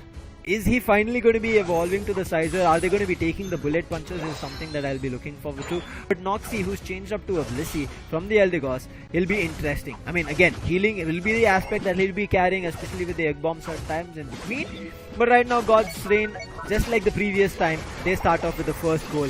But SAT will answer back with a big 12 of their own. Alright, SATUL has a good start for themselves. They would want to end it on a good note as well, but the goal just comes up. Vixen is on low HP, will be taken down. This was really, really good from Azumarill. Yeah, Vixen, overcommitment over there. He thought he could even take the berry, but completely denied from the players of SATUL and immediately out. But SATUL players have not done a lot in terms of knocking out the wild Pokemons. You can see even still in their lanes, as they get out from their base, those Pokemons are still alive. SATUL, I think right now the main intention for them is to get all the wild Pokemons which is in between them and God's Reign players, and then easily, when there is time, get back to the Pokemons towards their bases. A good strategy from SATUL. A really good strategy from SATUL if we just talk about it right now. But the score line, is increasing, which is really good. But God's Reign, they are trying to go for it. But there's another knockout happening, and there is another one just coming up. Another goal coming up from them. 22 on God's Reign side, but SATUL is looking really, really good. Now they're going to be together for themselves. Obviously, that is needed, but now they will have to look forward what they can do around the tall grass is where Divine is going. Yes, Sarah's going to be staying there, but Vixen is on low health for himself. He'll have to get out of the harm's way. This time, thankfully, he's not in the flux of the opponent, so this time he'll be able to save himself, get that citrus berry, but Might, he needs to be worried about himself. But Vixen again looking super low. Might, he, whenever he uses the Aqua Tail, will be able to heal himself up, regain HP, so therefore nothing for him to be worried about. And you can see SATL players as well left Might alone. And for people who have not seen Might play, maybe from the other regions who are seeing, Might alone on the top lane is a monster. Ocean, he just controls the top lane so really well that he doesn't need any assistance from the other players of SATL, and that's the reason you can see SATL players pushed bottom together. And now you see, as soon as Curse, he's like, I've done a lot in the bottom lane, let me switch up the lane. He switches up, he sees Vixen trying to fight 1v1, he helps out Might, and immediate another KO on the players of God's Reign. And God's Reign, they're at an exact 100 difference from where the SATL players are in terms of the goals, 122 to 27. Looks pretty good if anything. That is a good difference for SATL if we just talk about it. But now they need more. And they need more in this time frame as well. There's another knockout happening. We were talking about it, we were expecting this, but look at that. They are slowly and steadily giving up an example of how you can just put up pressure with a double knockout streak for themselves. You see that Scyther wanted to push a little further, wanted to get to the mid lane of SATL players. They just pushed him away. He's hiding in the tall grasses. Omen wants to sneak, but behind him is Tensai, and in front of him, barely makes it to the base. He was teleporting over there. If he hit the teleport a second later, he would have met both Might and Tensai. But right now, with the Reggie on the bottom being taken, quickly SATL players switch gear to the top lane, immediately draining the HP of Reggie Aliki, making him an ally. And the player Snorlax, who just tried to deny that from happening, gets blocked and will be knocked out and sent back to the base. Now we'll have to see what can happen as God's Reign. They still have to get a few more points for themselves, but they are not. They are being denied with everything. 5 minutes plus on the clock remaining as we just look at SATL closing down to 200-point marker. I'm telling you, it's already huge. It's already humongous, the point lead that SATL has. If they get the final 2-minute marker as well for themselves, that's going to be insane. But look at that, so many one. It's a big blow coming down. 193 points, a double knockout streak from God's Reign, but I don't think so that's going to be impressive because they are still lacking down on the points. Oh, it's another one. God's Reign is looking better now, but is that enough? Looks like it's working out, as you mentioned, and it looks like it might just be enough. Prod will be the only survivor out of all the 5 Pokemon from SATLs, and 4 were eliminated and knocked and sent back to the base. A big block coming in from Divine. He smushed 3 Pokemons right to the adjacent wall, and which gave SATL's control over to God's Reign. Good try, but it did not give them a chance to goal. You can see they're still stuck at 59, Ocean. Oh my god, still at 59. Still at 59 in the entire scenario. Scepter on one side is trying to take some damage on himself. Regice is onto the bottom lane, which is looking pretty good, but I believe obviously will be taken down slowly and steadily as everyone's just trying. SATL might just have this one for themselves, but Fortune is trying as well. But nothing is coming up onto their sides. 83 points so far. Regice will be taken down. Yes, it will be.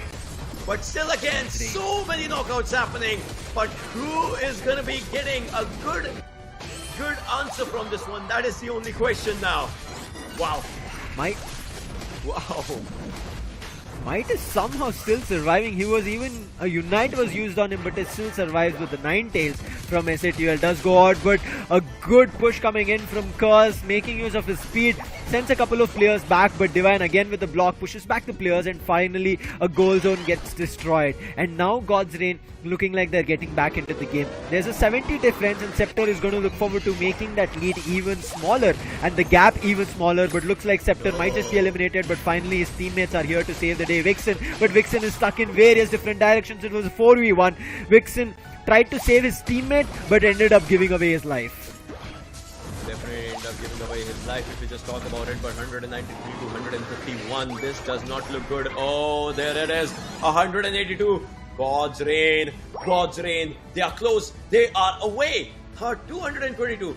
We saw a 222 curse happening in the previous game, but now it's 227 for Gaussian. We'll have to see what if they can go for more. But 1 more minute remaining, my friend. 1 more minute, and you know it's going to be utter chaos.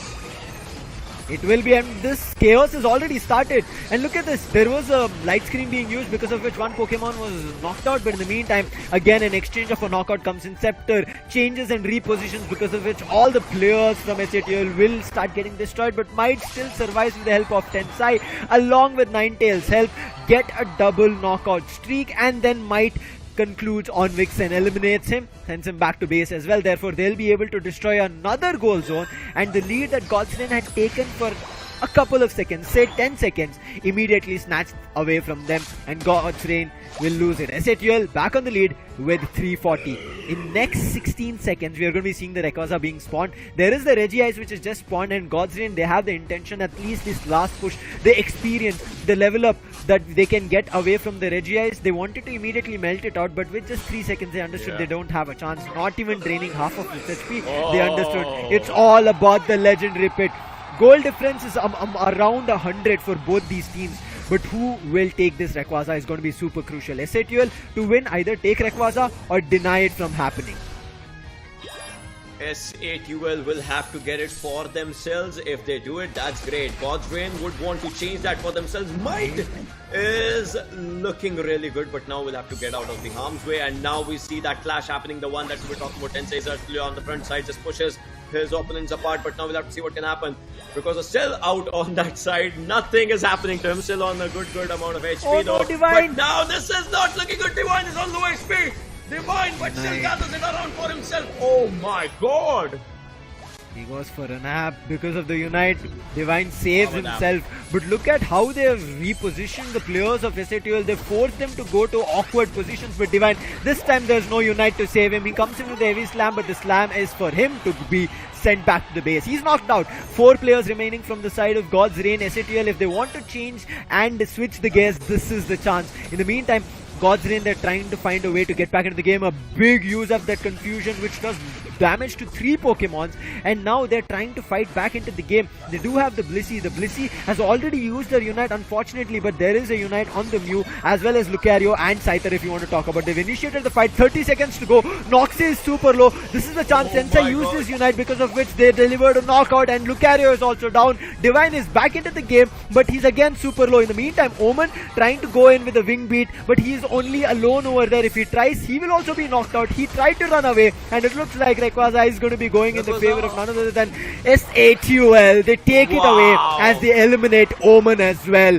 And in the same time, even before they got Rayquaza, they had already sent in reinforcements to get a lot more goals scored in. The entire team has been knocked out, and SATL close the game right here in this best of 3, getting the second game.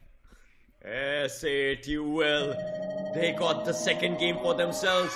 556 versus 227. Godsrain tried everything, but those final moments, those final pinch of moments is where SATL were like, no, it's our game. Look at Curse, look at Prod, look at Mike, just doing everything in their favor. Cool Intense just, coming up really good. But whatever Omen could do, whatever Vixen could do, it was just not enough. But Divine, what just happened to him? I think one main thing that SATL understood was Divine being the problem.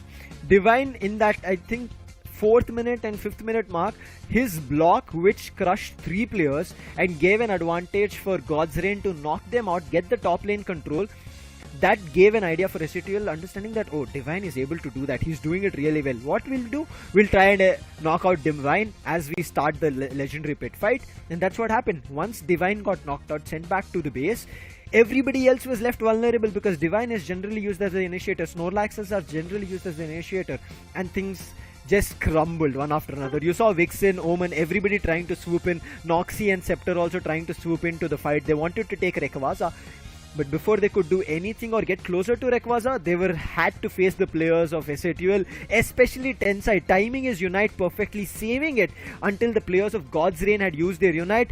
He uses it, goes with a pantomime dance, and then everybody was in super low health, and then started eliminating them one after another. 227 is where Godsrain was, but look at how SATL changed it. Yeah, it was close for a while, They had a leaders for win 10 in between. seconds.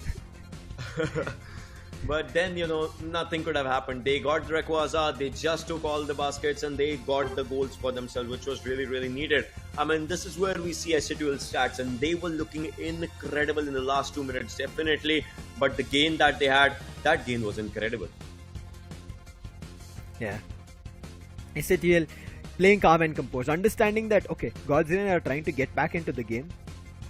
They're making 5-man or 4-man pushes in either the top or the bottom lane. Let's not give in to it.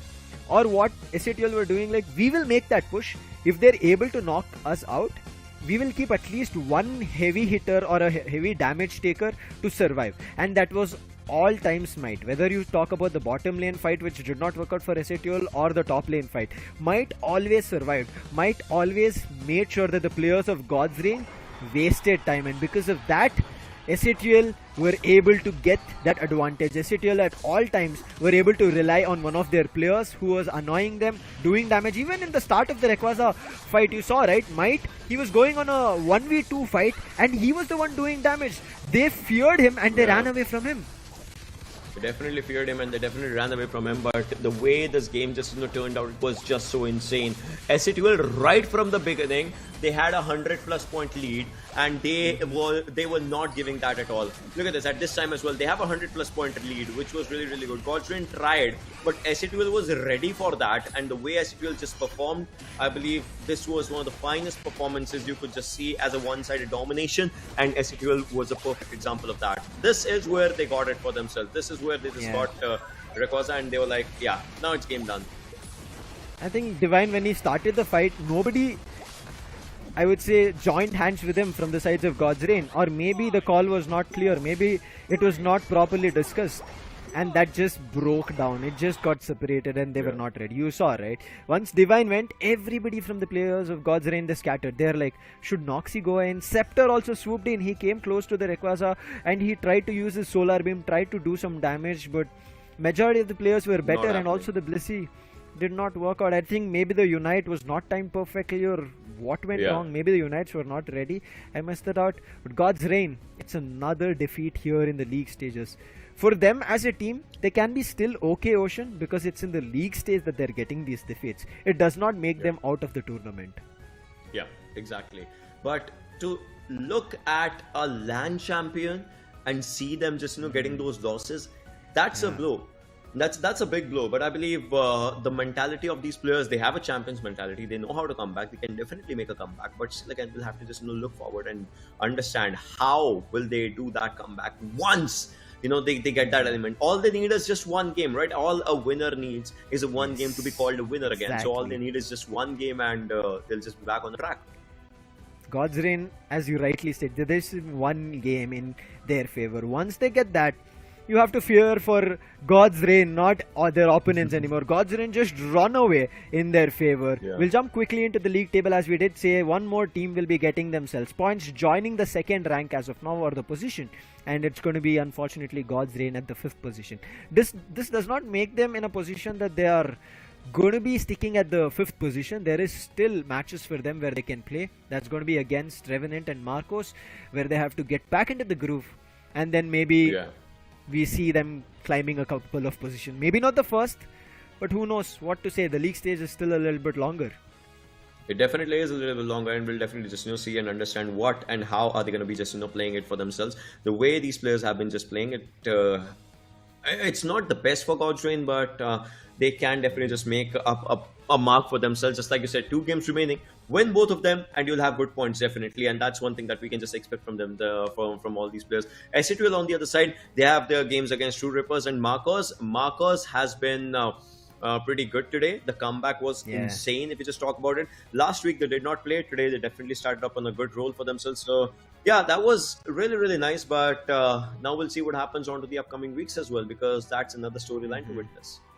Exactly. I mean, you've done week 1, you're done with week 2, but that is not the scenario which can be on week 3 as well. But now we'll quickly talk with the winners. That is none other than SHL's Might, who's joining us for the interview.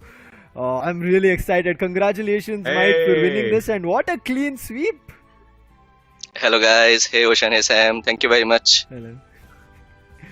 Man, what a victory you guys Congratulations, had. Thank you, buddy.